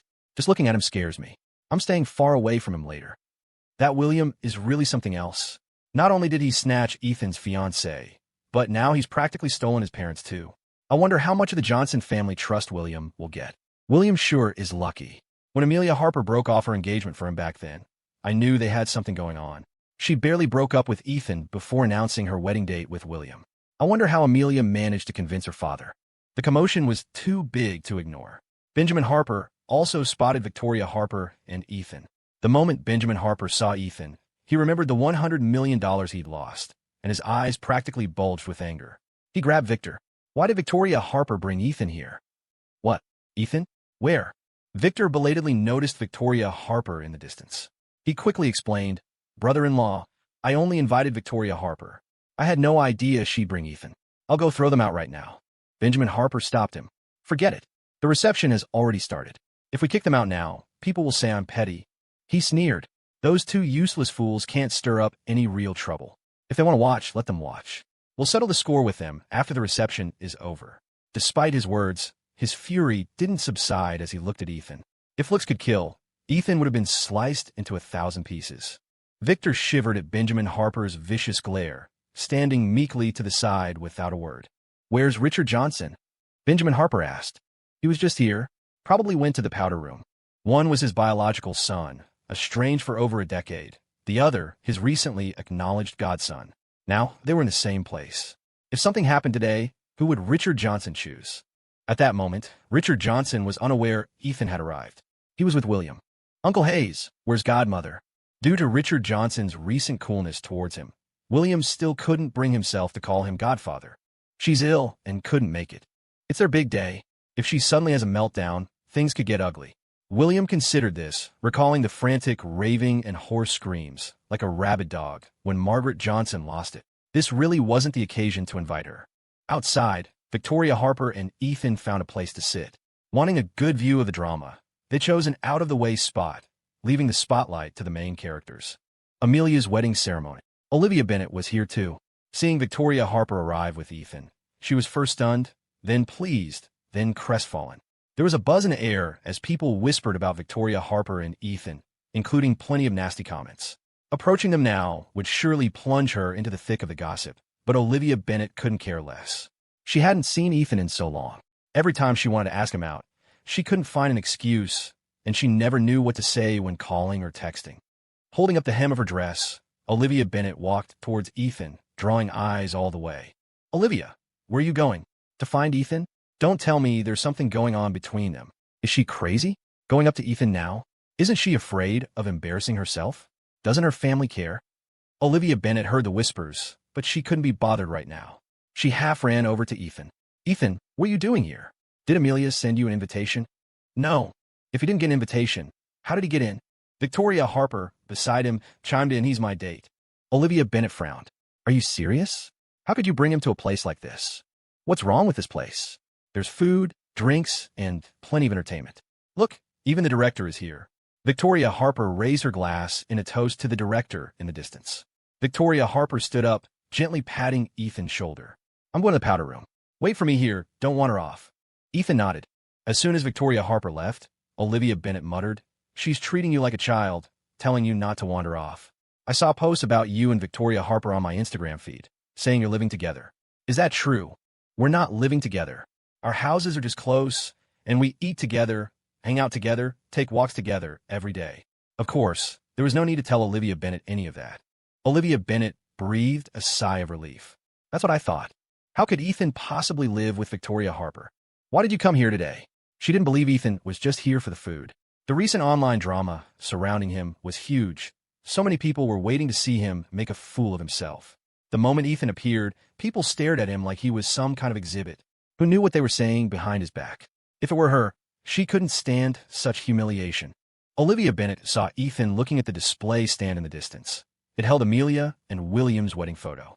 Her heart suddenly tightened, and she asked in a strained voice, "You couldn't possibly be here because you're still hung up on Amelia, right?" Thinking about it, Amelia and Ethan had dated for 3 years, even reaching the point of discussing marriage. Ethan had loved Amelia so devotedly back then, practically a simp, perfect in every way, but sadly, his devotion wasn't returned. Although Ethan was the one who called off the wedding, how could years of feelings be let go so easily? Seeing Amelia's wedding ceremony, his heart must be breaking right now. Olivia Bennet's eyes reddened as she thought of the saying, "I dressed to the nines just to attend your wedding." Wasn't Ethan dressed up today? Handsome from head to toe. Olivia Bennet's heart ached terribly for him, like knives stabbing it. Ethan was just too pitiful. 3 years ending in nothing. Unloved by his parents, disliked by the person he loved, they all preferred William. Helplessly watching William take everything from him. How much pain must Ethan be in? Ethan looked at her like she was an idiot. Oblivious, Olivia Bennet said awkwardly. "Ethan, Amelia isn't worth your affection. If you can't hold on to sand, just let it go. Move on. Forget her. There's always someone else. It's her loss if she doesn't like you. You'll definitely find someone better." What the heck? Ethan couldn't help but chuckle. What kind of nonsense goes through your head all day? I stopped liking Amelia ages ago. I just came here today to watch the show with Victoria Harper. Then what were you staring at near Amelia's wedding photo just now? When was I looking at her wedding photo?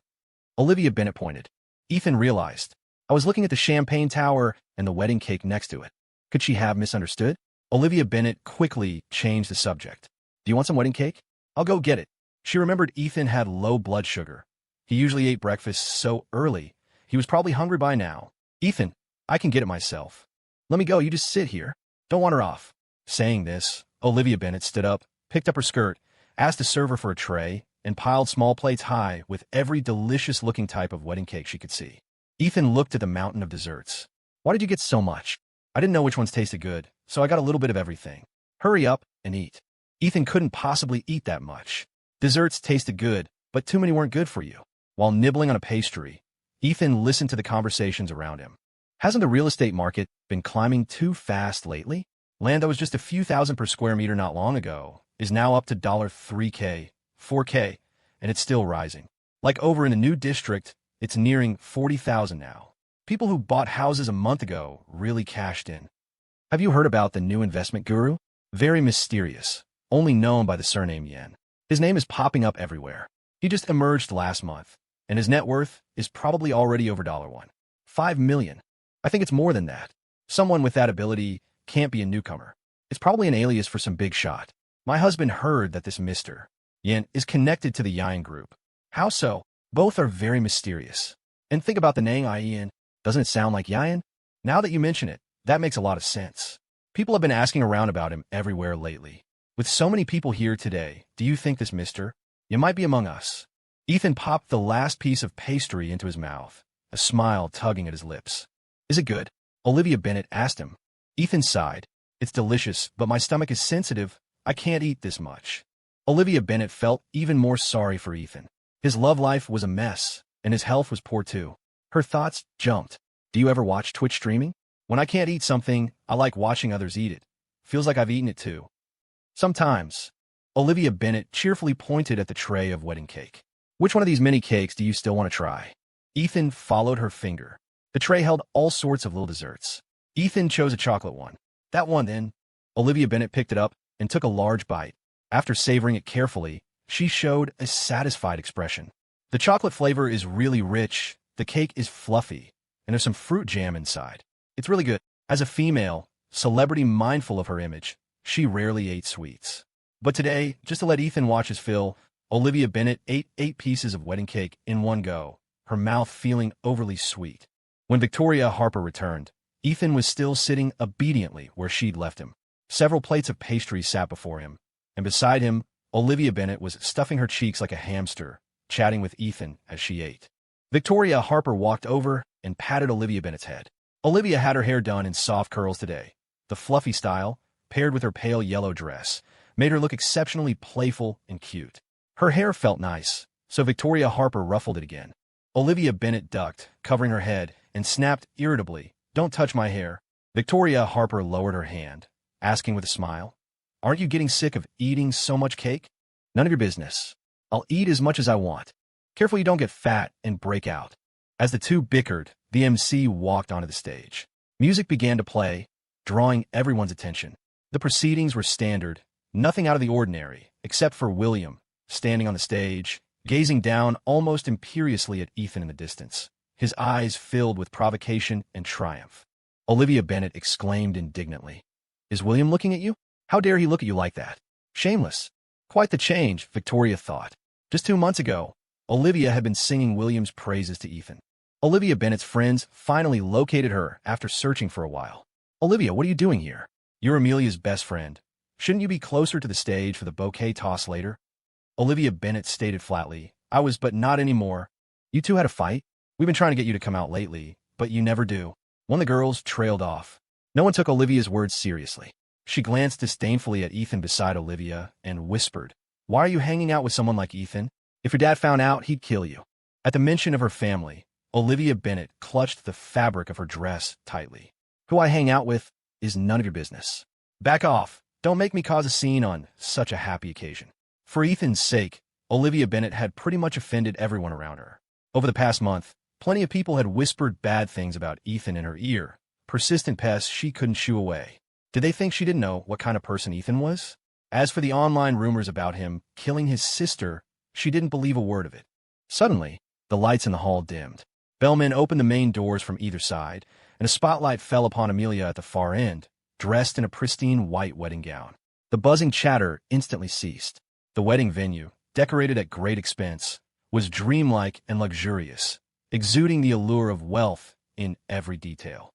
Amelia held her bouquet in one hand and Benjamin Harper's arm with the other. Usually, a bride's first glance upon entering is towards the groom, standing directly ahead, also illuminated. But as Amelia entered, she couldn't see anyone else. Her mind was filled only with Ethan. This wedding felt infinitely close to the one in her dreams. The same setting, the same people. In her dream, she had walked down the aisle to the background music, dragging the heavy skirt, holding her father's arm, step by step towards Ethan. Upon entering, Amelia's first instinct was to search for Ethan. Finally, she spotted him in a corner. Her previously lifeless eyes suddenly lit up. In that instant, no one else existed for her. Amelia froze, the desperate urge to run to him intensifying. Had Ethan seen the text message she sent? Did he still have feelings for her? Maybe those harsh words he'd said before didn't come from his heart. Maybe he was just being stubborn. Maybe he hadn't stopped loving her. Amelia's mind became consumed by these ridiculous, absurd thoughts, leaving no room for anything else. Her steps halted. Under the weight of everyone's gaze, Benjamin Harper suppressed his anger and tugged sharply on Amelia's arm. Take a good look at who you're marrying today. Amelia snapped back to reality, her gaze finally shifting to William. A wave of sour bitterness rose within her, like stomach acid burning her throat. Benjamin Harper warned her in a low voice, with so many people watching, "Do you want me to lose face completely here?" How Amelia wished she could defy morality, ignore the gossip, and run off the stage. But Benjamin Harper's words were like a slap, instantly pulling her back from her jumbled thoughts to reality. She couldn't let her personal feelings turn this event into a laughingstock for so many people. If she really left the stage for Ethan today, Harper Enterprises would be forever nailed to a pillar of shame, becoming fodder for idle gossip. Flower girls scattered petals on either side. Amelia followed the spotlight and saw William, dressed in a white suit, wearing an elegant and appropriate smile. He took 2 steps towards her, then stopped. Amelia looked at William, but couldn't stop thinking of Ethan, the Ethan from her dream. Her eyes stung. The red carpet wasn't even that long, yet it felt like she had been walking forever. The bride is here. She's so beautiful. A handsome couple, a perfect match. Poor Ethan, worked hard for 3 years just to set the stage for someone else. What good is effort in love? If someone doesn't like you, nothing you do will change that. Looking at them, William and Amelia really do seem well matched. You can't beat a story of childhood sweethearts reuniting. I used to think William's status wasn't quite good enough for Amelia, but now that the Johnson family has adopted him, he's basically the son of a wealthy family too. Amelia seemed oblivious, the curious gazes from the crowd feeling like arrows piercing her skin. William stood before Benjamin Harper, saying a few words. "Dad, please rest assured and entrust Amelia to me. I promise I will treat her well." Benjamin Harper patted William's shoulder, then took Amelia's hand and placed it in William's. Although the engagement and wedding had been fraught with unpleasantness and various issues had arisen today, Benjamin felt a sense of release at this moment. His heart and eyes were filled solely with his daughter. He recalled when Amelia was just born, such a tiny bundle, growing bigger day by day. For not being able to walk or talk, to slowly toddling towards him and calling him daddy. These 20-odd years felt like the blink of an eye. Amelia had grown up so fast, and now she was getting married. His daughter was about to become someone else's wife, and, eventually, she would have children of her own, become a mother. Benjamin Harper felt as though he had completed a crucial mission. His eyes welled up, his hands trembled. "I ask for nothing else, only that you take good care of Amelia. If you can't, send her back to me or call me to come get her. She's the daughter I watched grow up. I won't tolerate her suffering even the slightest grievance." Amelia bit her lip, tears instantly rolling down her cheeks. The scene moved many in the audience. Victoria Harper couldn't resist a sarcastic comment. "Looks like she's pretty aggrieved right now." Benjamin Harper stepped down and sat with Richard Johnson and Victor Harper. Still worried about Ethan, concerned he might cause trouble, Benjamin instructed his nearby security detail to keep a close eye on him, to subdue him immediately at any sign of disturbance. The wedding ceremony continued, swiftly moving to the declaration of vows and exchange of rings. The food courses began to arrive. Just then, several police officers in uniform walked into the venue. On the stage, Pastor Smith, holding the scripture, seemed to overlap with the figure from her dreams. Mr. Hayes, do you take Amelia Harper to be your wife, to live together in matrimony? Will you love her, comfort her, honor and keep her, in sickness and in health, and forsaking all others, be faithful to her as long as you both shall live? William looked tenderly at Amelia. I do. Pastor Smith turned to Amelia and asked the same question. Amelia bit her lip. The promise ring hanging around her neck felt like a branding iron, searing her heart with pain. Her silence was so profound that even those focused on enjoying the feast paused, chopsticks hovering, to stare at her. What's wrong with Amelia today? She looks like she's lost her soul, totally out of it. We're already at this part. How is she still spaced out? Don't tell me she doesn't want to go through with this. When she was with Ethan Johnson, she treated him like a simp and didn't seem to like him. But she chose William herself. Surely she likes him, right? William's expression darkened. He whispered urgently, Amelia. Amelia snapped back to reality, forcing her stiff lips into a semblance of a smile. I do. In the audience, Benjamin Harper let out a tense sigh of relief. He watched as William and Amelia exchanged rings on the stage. The rings were placed, the vows exchanged, the ceremony was complete. Just as everyone was about to applaud, the main doors burst open, revealing a dozen uniformed police officers.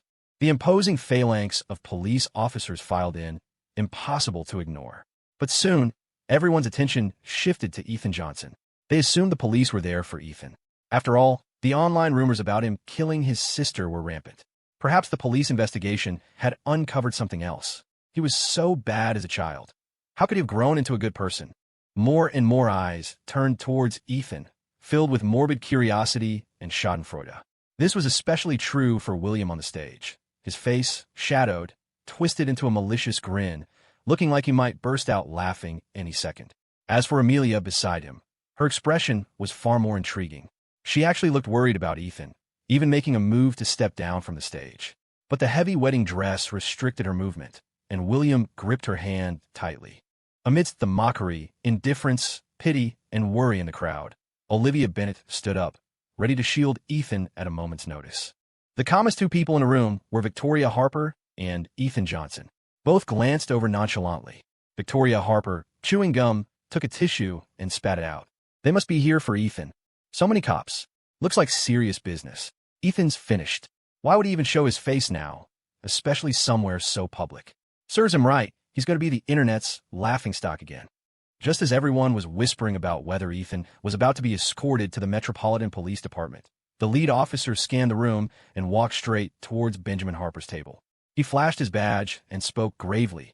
Richard Johnson, you need to come with us. Richard Johnson looked utterly bewildered, standing up shakily. Are you sure you have the right person? Have you made a mistake? No one wasted words on him. The officers immediately surrounded him. 19 years ago, your wife, Margaret Johnson, committed intentional homicide, and you covered up the evidence. More recently, you've been involved in unlawful imprisonment and assault. Furthermore, the Johnson Group is suspected of multiple corporate crimes. We need you to accompany us to the station for questioning. These few sentences drained the color from Richard Johnson's face. His legs trembled so violently he could barely walk. In the end, two officers had to physically support him as they escorted him out. No one had expected the police to take Richard Johnson, and judging by their decisiveness, the evidence was clearly solid. Richard Johnson wasn't getting away. What murder 19 years ago? Don't tell me Margaret Johnson killed her own daughter. Impossible. How could a mother kill her own daughter? Simultaneously, a video started trending on Twitter. It was the evidence Ethan Johnson had prepared, photos, recordings, irrefutable proof that left the perpetrators no escape, effectively sealing the couple's fate. The internet exploded. Grace Parker retweeted it immediately, followed by likes and shares from the production crew. The backlash was as intense as the initial online outrage directed at Ethan had been. Human nature could truly be this ugly. Netizens had speculated Ethan killed the child, or that it was an accident. They never imagined a mother, jealous of the affection her daughter received, would beat her child to death and show no remorse afterward. The online mob turned their fury towards Margaret Johnson, but she was unreachable, confined within the Johnson family villa, completely cut off from the outside world. What had become of Margaret Johnson now? Not a patch of skin on her body was unscathed. Old wounds festered alongside new ones. Whenever Richard Johnson felt frustrated, he took it out on her, beating her relentlessly, just short of killing her. The beatings grew fiercer daily, leaving her incontinent, her speech slurred, and now completely bedridden. When photos of Margaret Johnson surfaced online, many couldn't believe the bruised and battered woman was her. In their minds, she was the elegant, beautiful matriarch. Not long ago, Twitch chats were filled with people affectionately calling her mom, wishing they could be reborn as her child. For the netizens now learning the truth, it felt like they had swallowed shit. All that could be said was, the wicked punish the wicked. On the stage, under the lights, William's face was deathly pale, completely drained of color. He stared in disbelief at Richard Johnson being led away by the police. Why Richard? What do they mean Margaret killed someone? Wasn't Ethan Johnson supposed to be the killer? And what was this about corporate crime? If both Margaret and Richard went to prison, could he still inherit the Johnson family trust? Benjamin Harper shot up from his seat, glaring fiercely at Ethan Johnson. In an instant, he understood. Ethan was behind all of this. He'd had a feeling Ethan would pull something ever since he showed up, but he hadn't expected him to make such a massive move. Furious, Benjamin Harper slammed his glass down, shattering it. He wanted to order someone to teach Ethan Johnson a lesson, but then noticed that Ethan was now flanked by a professional security detail. The two sides faced off, tension crackling in the air. Ethan calmly raised his wine glass, offering Benjamin a slight, almost friendly smile. In the distance, the director, happily munching on cotton candy, filmed the entire scene with his phone. The police weren't finished. After escorting Richard Johnson away, they turned back and stood before Benjamin Harper. Mr. Harper, you need to come with us as well. The Johnson and Harper alliance, the hidden corporate crimes of the Johnson Group, inevitably implicated Harper Enterprises. Dad, Amelia cried out anxiously, gathering her skirts, wanting to rush down from the stage. Benjamin Harper held up a hand towards her. Don't worry about me. I'll just go with them and be back shortly. It's nothing serious. Then he turned to the bewildered Victor Harper beside him. Benjamin's face was cold as he snapped. You deal with the people you brought. Amelia was filled with unease, her heart pounding with anxiety and panic. Cold sweat prickled her back. So much had happened in such a short time, leaving her feeling paralyzed, unable to do anything but stand there numbly. This was all because of Ethan. He had ruined her wedding ceremony. Why couldn't this have happened earlier or later? Why expose the truth right at this moment? Seeing Ethan about to leave, Amelia lost control and screamed, Ethan, why are you being so cruel to me? What did our 3 years together even mean? Ethan's expression remained perfectly calm. His lips barely moved as he replied, Consider me unlucky. Amelia stood on the stage, muttering to herself, Why did you have to ruin my wedding ceremony? Even now, Amelia still wondered if the 3 years she'd spent with Ethan weren't just her own lingering attachment. Perhaps Ethan felt reluctant too. Otherwise, why would he choose today to leak to TMZ and ruin her wedding ceremony? Besides dealing with Richard Johnson, could it be possible he didn't want to see her marry William? Amelia clutched her heavy skirt, looking childishly dejected and pitiful. It was so absurd Victoria almost wanted to laugh. She couldn't hold back and let out a chuckle. Who said we ruined your wedding ceremony? Didn't you get your wish and marry William? The wedding ceremony is over. You became husband and wife witnessed by everyone. What's with the resentment? Are you trying to cause a scene? Don't tell me you don't plan on the civil marriage registration. You just want to leech off William for free? No way, no way. She clicked her tongue twice, full of disdain. With so many people watching, you wouldn't really be that shameless, would you? This time, strange looks turned toward Amelia. Whispers rippled through the crowd. I knew something was off with Amelia today. Turns out she was thinking about her ex all along. Is Amelia crazy? Thinking about William when she was engaged to Ethan, and now thinking about Ethan after marrying William. She must be addicted to cheating, and she has the nerve to ask what those 3 years with Ethan meant. They meant she was cheating on him. Don't tell me she's narcissistic enough to think Ethan came here today because he couldn't let her go and wanted to stop her wedding? Where does she get the audacity? With Benjamin Harper gone, people spoke more boldly. Her ears were ringing. Amelia met Ethan's mocking gaze. She searched his face desperately, but found no tenderness or love. Ethan didn't even seem to hate her. At most, it was disgust, the kind one feels for cockroaches, mosquitoes, or flies. Amelia staggered backward. Her high heel twisted, and she fell clumsily to the ground. The surrounding clamor of ridicule threatened to drown her. Even covering her ears and closing her eyes, she could feel the mockery from all sides. It was like standing naked at the busiest intersection, being pelted with rotten leaves and stinking eggs. If there were a mirror now, Amelia would see how deathly pale her face was, her whole body trembling helplessly, wishing she could find a hole to crawl into. In that instant, she understood everything Ethan had suffered on their engagement day. Back then, she had jilted him publicly, leaving Ethan alone at the engagement party. He had to bear not only the pressure from the Johnson and Harper alliance, but also the surrounding mockery and malicious teasing. She had caused him utter humiliation, made him unable to hold his head high. Now, Ethan was getting his revenge. There's no true empathy in the world. You never know how much it hurts until the needle pricks your own skin. Amelia seemed to have lost her soul, lying limply on the ground, motionless. No matter how William called her or tried to pull her up, she remained unresponsive. She stared blankly as Victoria intimately linked arms with Ethan. Her eyes felt scorched as if by a harsh light. They throbbed with pain, and tears flowed unconsciously. She regretted it. Just then, Victor rushed forward with his men. Victoria apologized to Amelia. After you apologize, come back with me immediately. I warned you yesterday not to be with Ethan. Look at the mess you've made today. Why can't you just behave? If you want a man, I'll find plenty for you when we get back. Victor looked at Victoria with disgust. If he could speak so crudely in front of so many people, one could only imagine the even more repulsive things he did to Victoria behind closed doors.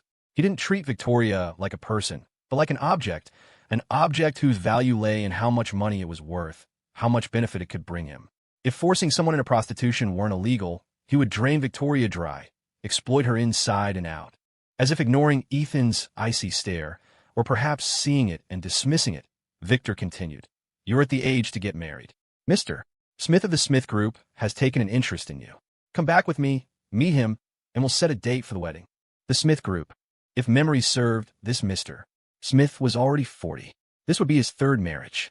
He was notoriously promiscuous, with countless mistresses and illegitimate children.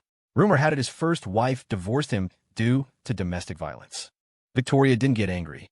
Smiling brightly, she asked, "So this is the match you found for me?" Victoria's smile clearly held ill intent. Victor snarled viciously, "What right do you have to be picky? You're the daughter of a mistress. Do you think you're surprised?" Ethan, at some point, had already taken off his suit jacket. He unfastened his cufflinks, rolled up his sleeves, took off his watch, and placed it in Victoria's hand. Then he lunged forward, knocked Victor down with a kick, and slapped him across the face. Despite the seemingly light force, Victor collapsed to the ground like fish on a chopping block, completely at Ethan's mercy. Such a filthy mouth. Have you been eating shit? Victor was furious. "Let go of me." A grim smile played on Ethan's lips. He grabbed Victor's hair, forcing him to face Victoria. "Apologize. Apologize my ass." The word ass had barely left his mouth when Ethan raised his fist and struck again. Victor spat out a mouthful of blood. A tooth had been knocked out. Victor stammered, feeling as though Ethan's punch had hit his trigeminal nerve. His entire face was numb and stiff with pain. Ethan remained expressionless. "Are you going to apologize or not? Think carefully before you speak." Victor glared daggers at him and spat fiercely. "Victoria is just a whore who sleeps around. Just like her mother, she's a—" Ethan nodded and smiled, then began beating him furiously, pinning him to the ground and thrashing him. By the end, Victor went from stunned silence to screaming for help. Despite the large crowd watching, no one came to his rescue. The security detail he'd brought stood like wooden statues, utterly useless. Ethan's eyes were bloodshot. It was a one-sided beatdown. Amelia had never seen Ethan so out of control, like a madman. She couldn't believe this was Ethan. The Ethan she remembered was always rational and gentle. Even when angry, he usually resorted only to sarcastic remarks or harsh words. He wouldn't hit someone so openly in front of so many people. At most, he'd handle it covertly, like when he dealt with William before, leaving no trace. Many people present knew Ethan, and this was the first time they had seen him erupt in such fury. He hadn't even been like this when Amelia jilted him. Behind the bodyguards, Olivia Bennett watched anxiously. Although Victor deserved the beating, if Ethan went too far, it would be difficult to clean up the mess. Seeing that it was enough, Victoria walked over and gently touched the back of Ethan's neck. Ethan immediately stopped. "All right, let him go." The ferocity hadn't left Ethan's face, but he released Victor and stood up. Victor thought he was safe, but the next second, a sharp pain shot through the back of his hand. Victoria, having somehow acquired a fork, had plunged it directly into his flesh, making onlookers gasp. Victor let out a piercing scream, writhing on the ground in agony. The fork was covered in blood. "Victoria, you bitch!" I suggest you think carefully before you speak again. Victoria pulled out the fork, aiming its tines at his mouth. Watch your tongue. Victor's tongue trembled with fear. He clamped his lips shut tightly, hardly daring to breathe. He could see from Victoria's eyes that this wasn't just a threat. If she could stab his hand with a fork, she could just as easily pierce his mouth. Beyond fear, Victor Harper's mind was consumed with thoughts of revenge against Ethan and Victoria Harper. He wanted to call the police, to have them both thrown in prison. As if seeing right through his thoughts, Ethan took the fork from Victoria Harper's hand, crouched down, and spoke in a voice only the two of them could hear. The next second, Victor Harper's expression froze, as if time had stopped. Only his eyes changed, shifting from suspicion to shock. He stared at Ethan in disbelief. Satisfied with his reaction, Ethan tossed the fork aside and stood up. He then took a wet wipe from a bellman and began cleaning Victoria Harper's hands, wiping each finger meticulously, as if she'd touched something filthy. Noticing someone trying to leak footage to TMZ, Ethan said sharply, "You've got your videos and photos, but think carefully before you release them. My legal team hasn't been disbanded." Those who had been sneakily planning to start a Twitch stream instantly dropped the idea. Were they kidding? It wasn't Ethan they were afraid of offending, but the Yang group behind him. Let's go. Throughout the entire ordeal, it seemed Ethan only had eyes for Victoria Harper. He was ruthless towards Victor Harper and cold towards outsiders, but only gentle when facing Victoria. He offered his arm slightly, and Victoria Harper linked hers through it. Seeing him about to leave, Amelia Harper staggered to her feet, clutching her skirt tightly to support herself. Ethan, on the stage. Amelia Harper no longer looked lofty and superior. She resembled a small blade of grass battered by a storm on a cliff's edge. Ethan glanced over. "I hadn't planned on coming today. I only came because Victoria wanted to watch the excitement. Your performance today was quite spectacular. I also wish the newlyweds happiness in their wedding ceremony, and may you grow old together." He seemed to be genuinely congratulating her and William, with no lingering resentment, truly wishing for her to be with William forever. The wedding ceremony officially entered its closing stages. Witnessed by the guests at 100 tables, she and William became husband and wife. The wedding dress felt like a mountain weighing her down heavily. She could do nothing but watch helplessly as Ethan led Victoria Harper away by the hand until they disappeared from view. Amelia Harper closed her eyes, her mind filled with that dream. She couldn't shake the feeling that her wedding ceremony shouldn't have been like this. If only that dream had come sooner, perhaps she and Ethan wouldn't have reached this point. William watched the changing expressions on Amelia Harper's face, clenching his fists tightly. The envious glances from the audience had vanished, replaced only by mockery and pity. Pity for what? Pity that Amelia Harper's heart wasn't with him? Or pity that his position as the adopted son of the Johnson family, not yet secure, was now gone? The way Amelia Harper looked at Ethan today was no different from cheating. What goes around comes around. He was now experiencing what Ethan must have felt back then. William didn't have the energy for anger. Mostly, he felt worried.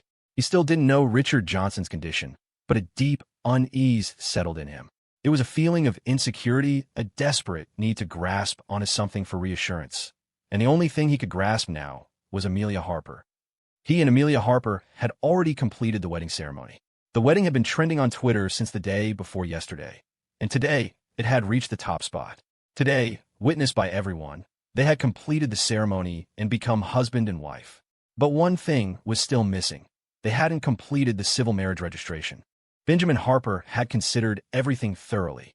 He had made William sign a prenuptial agreement beforehand, planning for the wedding ceremony first, followed by the civil marriage registration. The original plan was to register this afternoon. But now, with so much happening with the Johnson family, the marriage alliance was for future cooperation. If the Johnson family could no longer bring benefits to Harper Enterprises, would Benjamin Harper still acknowledge him as the Harper family's son-in-law?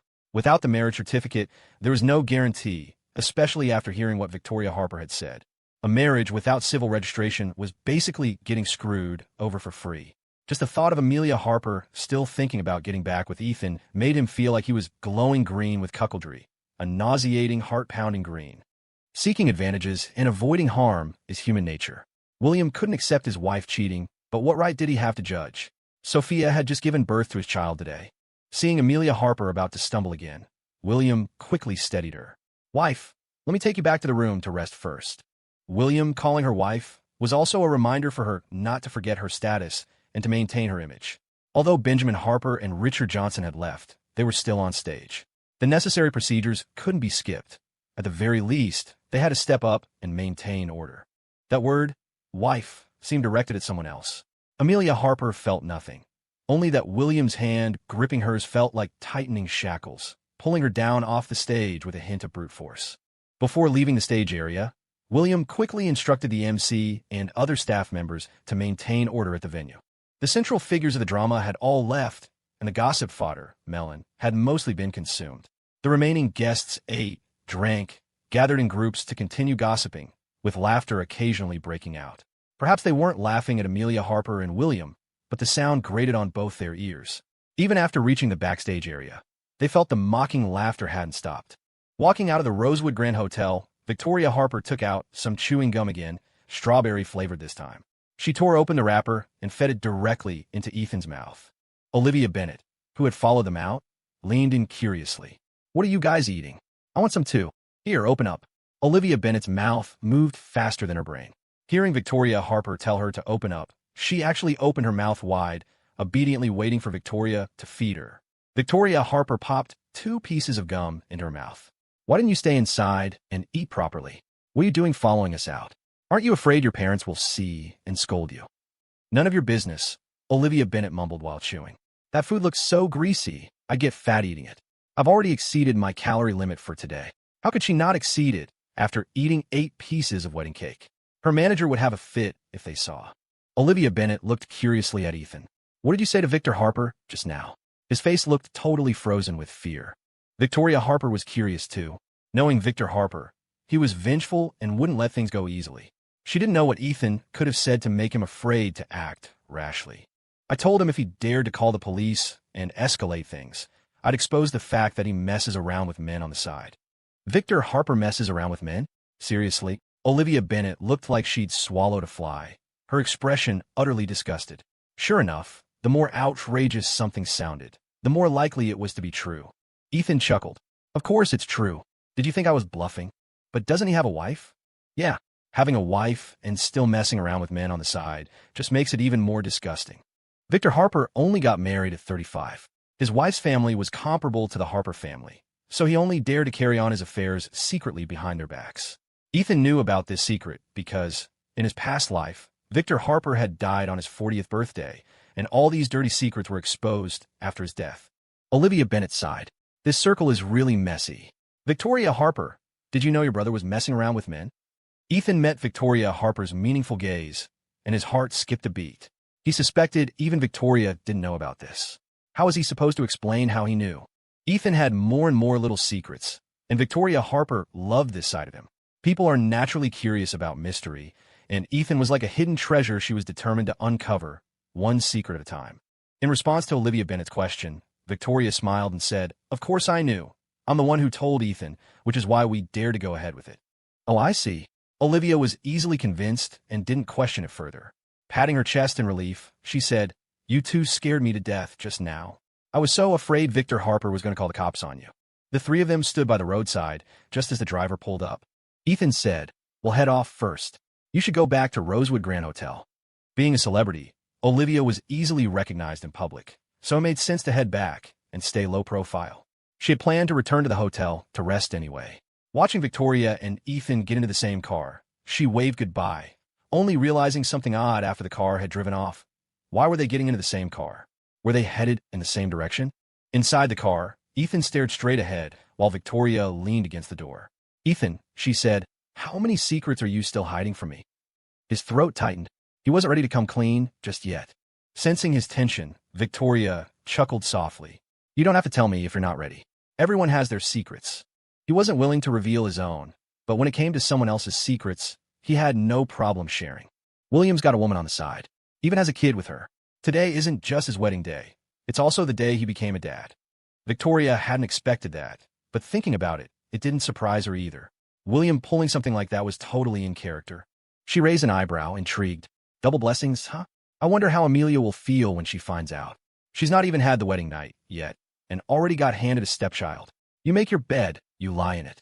Amelia would eventually discover just how dirty this mess was. And once she found out William had a child out of wedlock, she'd probably regret even more than she ever let go of Ethan. All misfortune is relative. Amelia's fragile emotional balance was already tilting, and it wouldn't be long before it completely collapsed. This wedding tied William and Amelia tightly together. Without the Johnson family support, William was like a man dangling over the edge of a cliff, desperately clinging to his last hope. William had always been driven by self-interest. He didn't just want money. He craved status, power, influence. Now that the Johnsons were no longer a solid pillar, Harper Enterprises was the only ladder he could still climb. To hold on to the Harper son-in-law title, imagine what a selfish man like him would do. He'd use every trick in the book to keep Amelia tied to him, from the ceremony to the marriage license, and eventually to having kids. Like a parasite clinging to her, draining her until there was nothing left, hoping to take her place entirely. But lies don't stay buried forever. Ethan didn't have to lift a finger. All he needed to do was sit back and watch karma do its work. The day when all these backstabbers turn on each other would come soon enough. The pieces were in place. All that was left was to set the board. Meanwhile, back at Rosewood Grand Hotel, Amelia had already changed out of her wedding dress. She wanted to go find out more about Benjamin Harper, but William stopped her. "Amelia, there's been enough chaos today. We can't just abandon all the guests. And Uncle Hayes said he'll be fine. You should trust him. Let's just finish the ceremony." Amelia asked, "Aren't you worried about the Johnson family?" William sighed. "Of course I'm worried, but I don't know what to do. What good is worrying?" What he didn't say was that his mind was fully focused on the Johnson family trust. If Richard Johnson went to jail, Harper Tower would need someone to run it. Why not him? "Come on, let's go do the toasts." Amelia bit her lip hard, grounding herself in the sting of pain. William was right. She couldn't afford to act impulsively anymore. For now, the priority was to keep the guests settled. Her eyes were still red. She touched up her makeup and removed the heavy headpiece. Looking at her reflection in the mirror, she looked pale and drained. Nothing like a bride on her wedding day. Her eyes were swollen, and the smile she forced was worse than crying. This was the path she'd chosen. No matter how hard it was, she had to walk it to the end. The audience had already had their fill of the spectacle. All she could do now was stop the Joe from going on any longer. She looked toward the doors, fear creeping in. Walking out there meant facing all those mocking eyes, eyes that laughed at her desperation, her self-delusion. In all her life, she'd never felt so humiliated, like a circus act for everyone to point at and sneer. William took her hand, offering a hollow sense of reassurance. "Come on, I'm right here with you." There were 100 tables, and toasting everyone took time. Even if it was only red wine, after over 100 glasses, the buzz was inevitable. While Amelia was still sober enough, William pushed the next step, getting the marriage certificate. As soon as he brought it up, her expression faltered. She didn't want to go through with it. Not because she was backing out, but because deep down, she still wanted a way out. But the moment Victoria Harper made that scene earlier, all her escape routes had been blocked. If she still had any pride left, she couldn't refuse. "Babe," William said, taking both her hands. "We agreed from the start to do the ceremony and get the certificate on the same day. City Hall is right next door. No lines. It'll be quick. Our wedding's already trending on Twitter. Everyone's watching. If you back out now, people will really think you still have feelings for Ethan." She did still have feelings for Ethan, but she couldn't admit it. William pressed on. "Ethan stirred up all this trouble on purpose. He even called the Metropolitan Police Department to take Benjamin Harper away. If any more rumors about you two spread now, where does that leave Benjamin's reputation? What we need to do now is shut down the gossip with action." He paused for effect, then said in a voice thick with emotion, "Honestly, I'm feeling really insecure right now. I keep thinking, if the Johnson family trust really goes down and I lose my value, would you still want me?" William laughed bitterly. "I don't come from a good background. The Johnson family trust only let me in because you made the introductions. I'm scared that once they fall, people will say I'm not good enough for you. I'm scared you'll look down on me. I'm scared Benjamin Harper will kick me out." The unspoken message. Now that the Johnsons are in trouble, are you really going to abandon me? William knew exactly how to manipulate her. First appealing to logic, then guilt-tripping her with emotion. Women are naturally emotional, especially when they're already overwhelmed. A few sweet words, a touch of vulnerability, a well-placed guilt trip. That's all it took to steer her. Sure enough, Amelia said, "How could I ever look down on you?" William seized the moment. "Then let's go get the certificate." He had everything ready, household registration booklet in hand. City Hall was so close, they didn't even need a car. In the photo inside the little red booklet, William wore a beaming smile. Amelia barely managed a stiff half-smile, one side of her mouth twitching upward. To anyone who didn't know better, It looked like she'd been forced into it. Amelia clutched the marriage certificate, glancing at it only briefly before closing it. What had their certificate looked like in that dream? Was Ethan happy? Let's go back. Amelia tried calling Benjamin Harper, but there was no answer. Unsure of his situation, she suppressed her anxiety and followed William back to the hotel. More than half the guests had chosen to stay. Having already come, it wasn't just about the meal anymore. It was primarily about connections and resources. After all, opportunities to gather so many wealthy individuals in one place were rare. Benjamin Harper had spent a fortune on this wedding, intending to solidify connections and discuss business partnerships, like the Westbrook District project. That deal was too big to handle alone.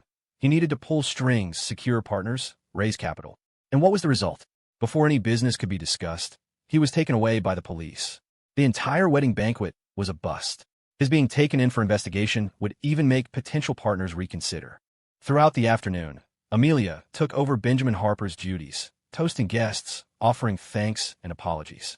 She forced herself to drink even when she couldn't stomach it, excusing herself to the powder room to vomit when she reached her limit, only to return and continue. This kind of social obligation was a necessary skill among the wealthy. Amelia saved some of the most important clients for last, stalling, hoping Benjamin Harper would return to wrap things up. She called and texted him constantly until, finally, at 8 p.m., Benjamin Harper arrived by car. Seeing Amelia's ghastly pale face, the father felt a pang of distress. He patted her shoulder comfortingly, then told William, who was standing nearby, to take her home to rest. Amelia's stomach ached from vomiting. Once in the car, she retched up stomach acid. Her stomach was empty, no food left, only bitter, corrosive bile that burned her throat and filled her mouth with bitterness. Each dry heave felt like a fist clenching her stomach and squeezing it upwards. She gasped for breath, drenched in cold sweat.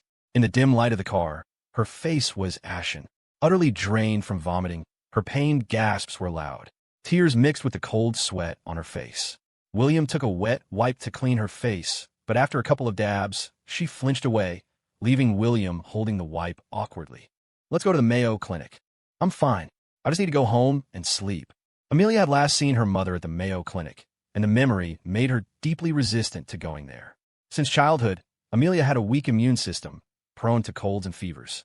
If medication could handle it, she'd take it at home, sometimes even having a doctor make a house call. During her 3 years with Ethan, she'd hardly been sick. Even that time of the month was rarely painful. Ethan knew how to take care of her, making her nutrition meal preps that improved her complexion steadily. But shortly after separating from him, she started breaking out, getting mouth sores, stomach problems. All sorts of minor ailments plagued her. Her complexion was poor now, too. She glanced briefly at the rearview mirror, then lowered her eyes. Amelia insisted on going home, so William didn't argue.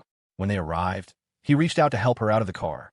Amelia stumbled unsteadily, allowing William to support her, but refusing to let him carry her. He helped her lie down on the sofa. It was quite late, and the housemaids were asleep. William settled Amelia down. Rest here for a bit. I'll go make you a sports drink. He had no idea how to make a real sports drink.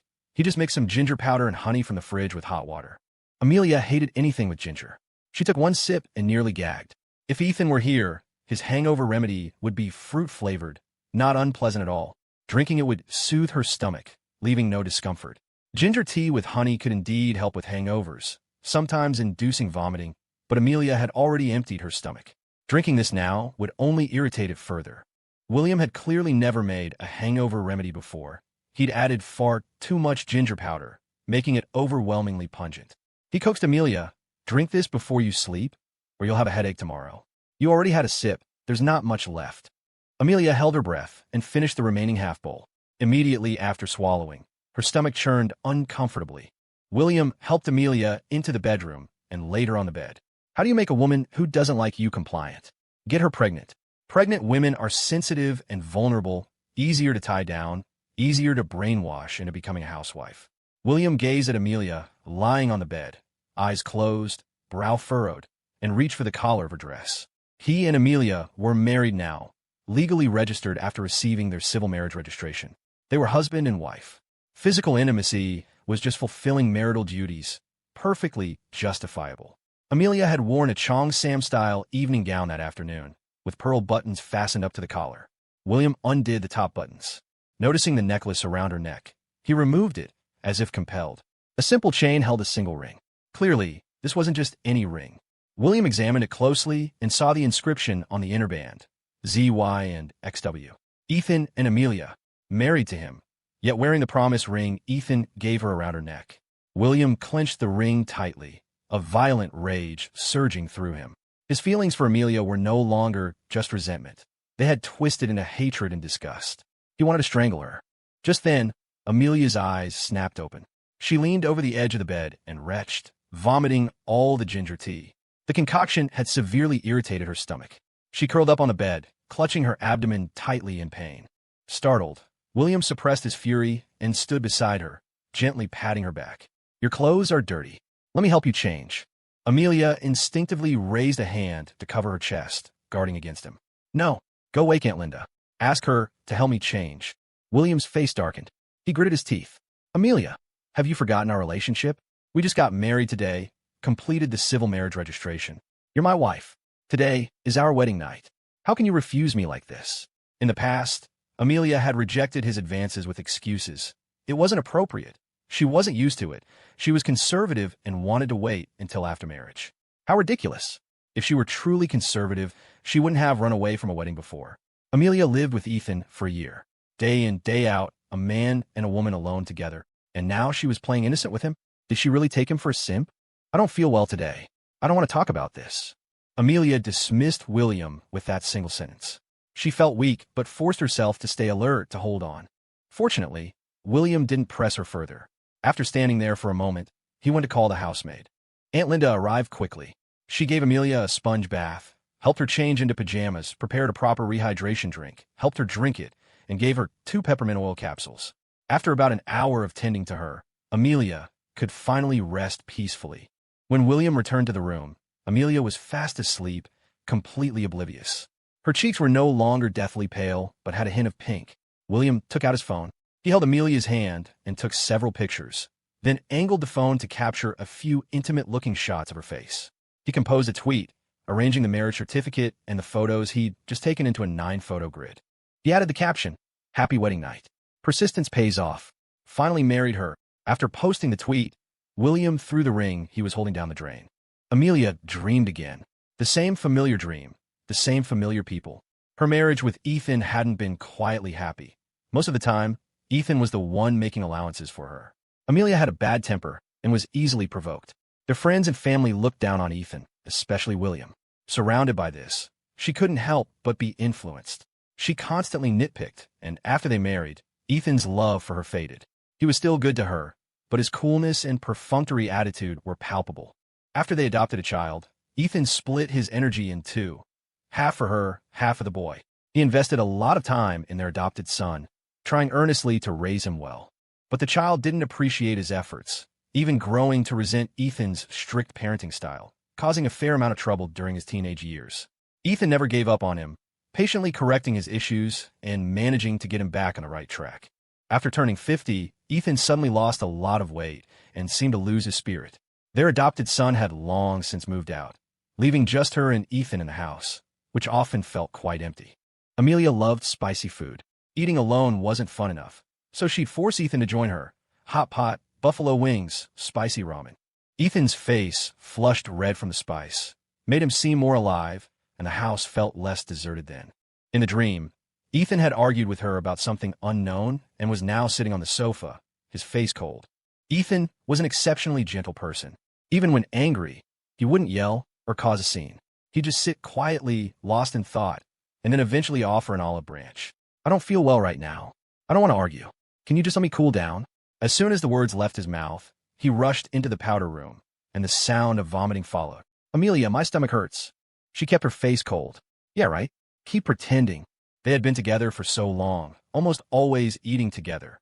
She never knew he had stomach issues. They'd lived together for 30 years. Their diets were similar. It made no sense that her health kept improving while he developed more and more problems. In Amelia's mind, if Ethan could take such good care of her, he could surely take care of himself. If she wasn't sick, Ethan wouldn't get sick either. But in the end, Ethan died at 55. He was still so young. His hair hadn't even turned gray. Amelia woke groggily. Even after the sports, drink, and medicine, the hangover hit hard the next day. Her head felt like it was about to split open. She patted her temples, then reached for the ring she wore around her neck. Her fingers searched for a long moment, finding only empty skin. She jolted, fully awake, hands flying to her neck, lifting her long hair. She searched the bed, the floor. The ring was gone.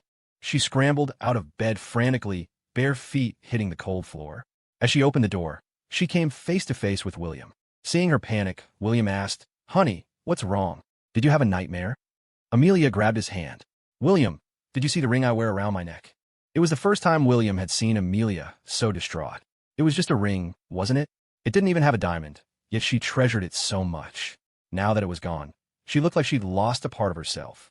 William feigned ignorance, putting on a blank expression. "What ring? Our wedding ring." "No." Amelia gestured helplessly at her neck. "A promise ring I wore on a chain, with letters engraved on it. I was wearing it all day yesterday. I didn't see it. Is it that important to you?" Amelia met William's questioning gaze. She was silent for a moment, then lowered her eyes, struggling to speak. "Very important. I'll buy you a new one." Amelia shook her head. It wouldn't be the same one. Unwilling to give up, she questioned the housemaid who had helped her change and wash up the night before, but learned nothing about the ring. She drunk too much yesterday, ending up completely out of it, with no idea when the ring had disappeared. Such a small thing. Losing it felt like searching for a needle in a haystack. Amelia tried hard to remember. She asked the housemaid to keep an eye out for it, searched the car thoroughly, and even called the hotel manager. She spent the entire morning searching, skipping breakfast entirely, until her blood sugar plummeted and she nearly fainted. It wasn't just any ring. Ethan had made it by hand, engraving the letters himself. It was the ring that held all his sincerity, the one he'd meant to propose with. In her dream, Amelia and Ethan had always worn that ring, and only when Ethan died did it finally leave her. Why couldn't she hold on to it? Richard Johnson was in custody. Margaret Johnson was still at the Mayo Clinic. 19 years ago, Margaret Johnson had killed her daughter, and Richard Johnson had falsified testimony and concealed evidence. Both assumed that after so long, the matter was closed and would never surface again. Who knew the truth would eventually come out? Now, the evidence was exposed. With both witness testimony and physical evidence, Margaret Johnson would spend the rest of her life in the Springfield Mental Health Center. As for Richard Johnson, although he hadn't committed the murder, he couldn't escape culpability. Added to that were his recent actions against Margaret Johnson: assault, unlawful confinement, restraint, amounting to severe abuse charges. Beyond that, Ethan had also uncovered evidence of corporate crimes within the Johnson Group: tax evasion, bribery, money laundering, illegal financing, and more. Ethan had once been a manager at Johnson Group. He had carefully extricated himself completely before daring to deliver this killing blow. Such a massive development shot straight to the top of Twitter trends, causing an uproar both within and outside their industry. Netizens wryly commented that Ethan was prioritizing justice over family ties. Johnson Group stock plummeted. Once the charges were solidified, the Johnson family faced asset freezes, enormous fines, and a cascade of other problems. Businesses under the Johnson umbrella faced boycotts, and competitors began kicking them while they were down. The empire they had painstakingly built evaporated by $100 million seemingly overnight. Benjamin Harper was at his wit's end. He'd learned the Johnson family's current situation from the Metropolitan Police Department. It wasn't a lucrative opportunity, but a quagmire. Step in, and you'd struggle to get out. Decades of experience told him Richard Johnson was a lost cause this time. Not only was Johnson beyond saving, but he'd also dragged Harper into a mess. They had signed a contract shortly before this blew up, and now, because of that piece of paper, the police had Harper on their radar. Furthermore, steel produced by Johnson Materials was found to be substandard. During their previous collaboration, Harper had used Johnson Materials in constructing his buildings. He'd wondered why the price was so low, assuming Richard Johnson was giving him a favorable deal. Turns out, Johnson had been undercutting him, mixing substandard materials into the supply. Steel is crucial for structural stability. Everyone knows a skyscraper is only as strong as its foundation. Now, with this massive scandal breaking, who would dare buy his properties? Benjamin Harper felt like strangling Richard Johnson. Just thinking about the cascading problems gave him a headache. He'd close his eyes, open them, and another dreadful day would begin. In less than a week, he was mentally and physically exhausted, looking as if he'd aged 10 years. He was running himself ragged, wanting to fix things but lacking the energy. He felt constantly on edge, irritable, as the pile of documents on his desk grew higher. He hadn't pulled an all-nighter at the office in many, many years.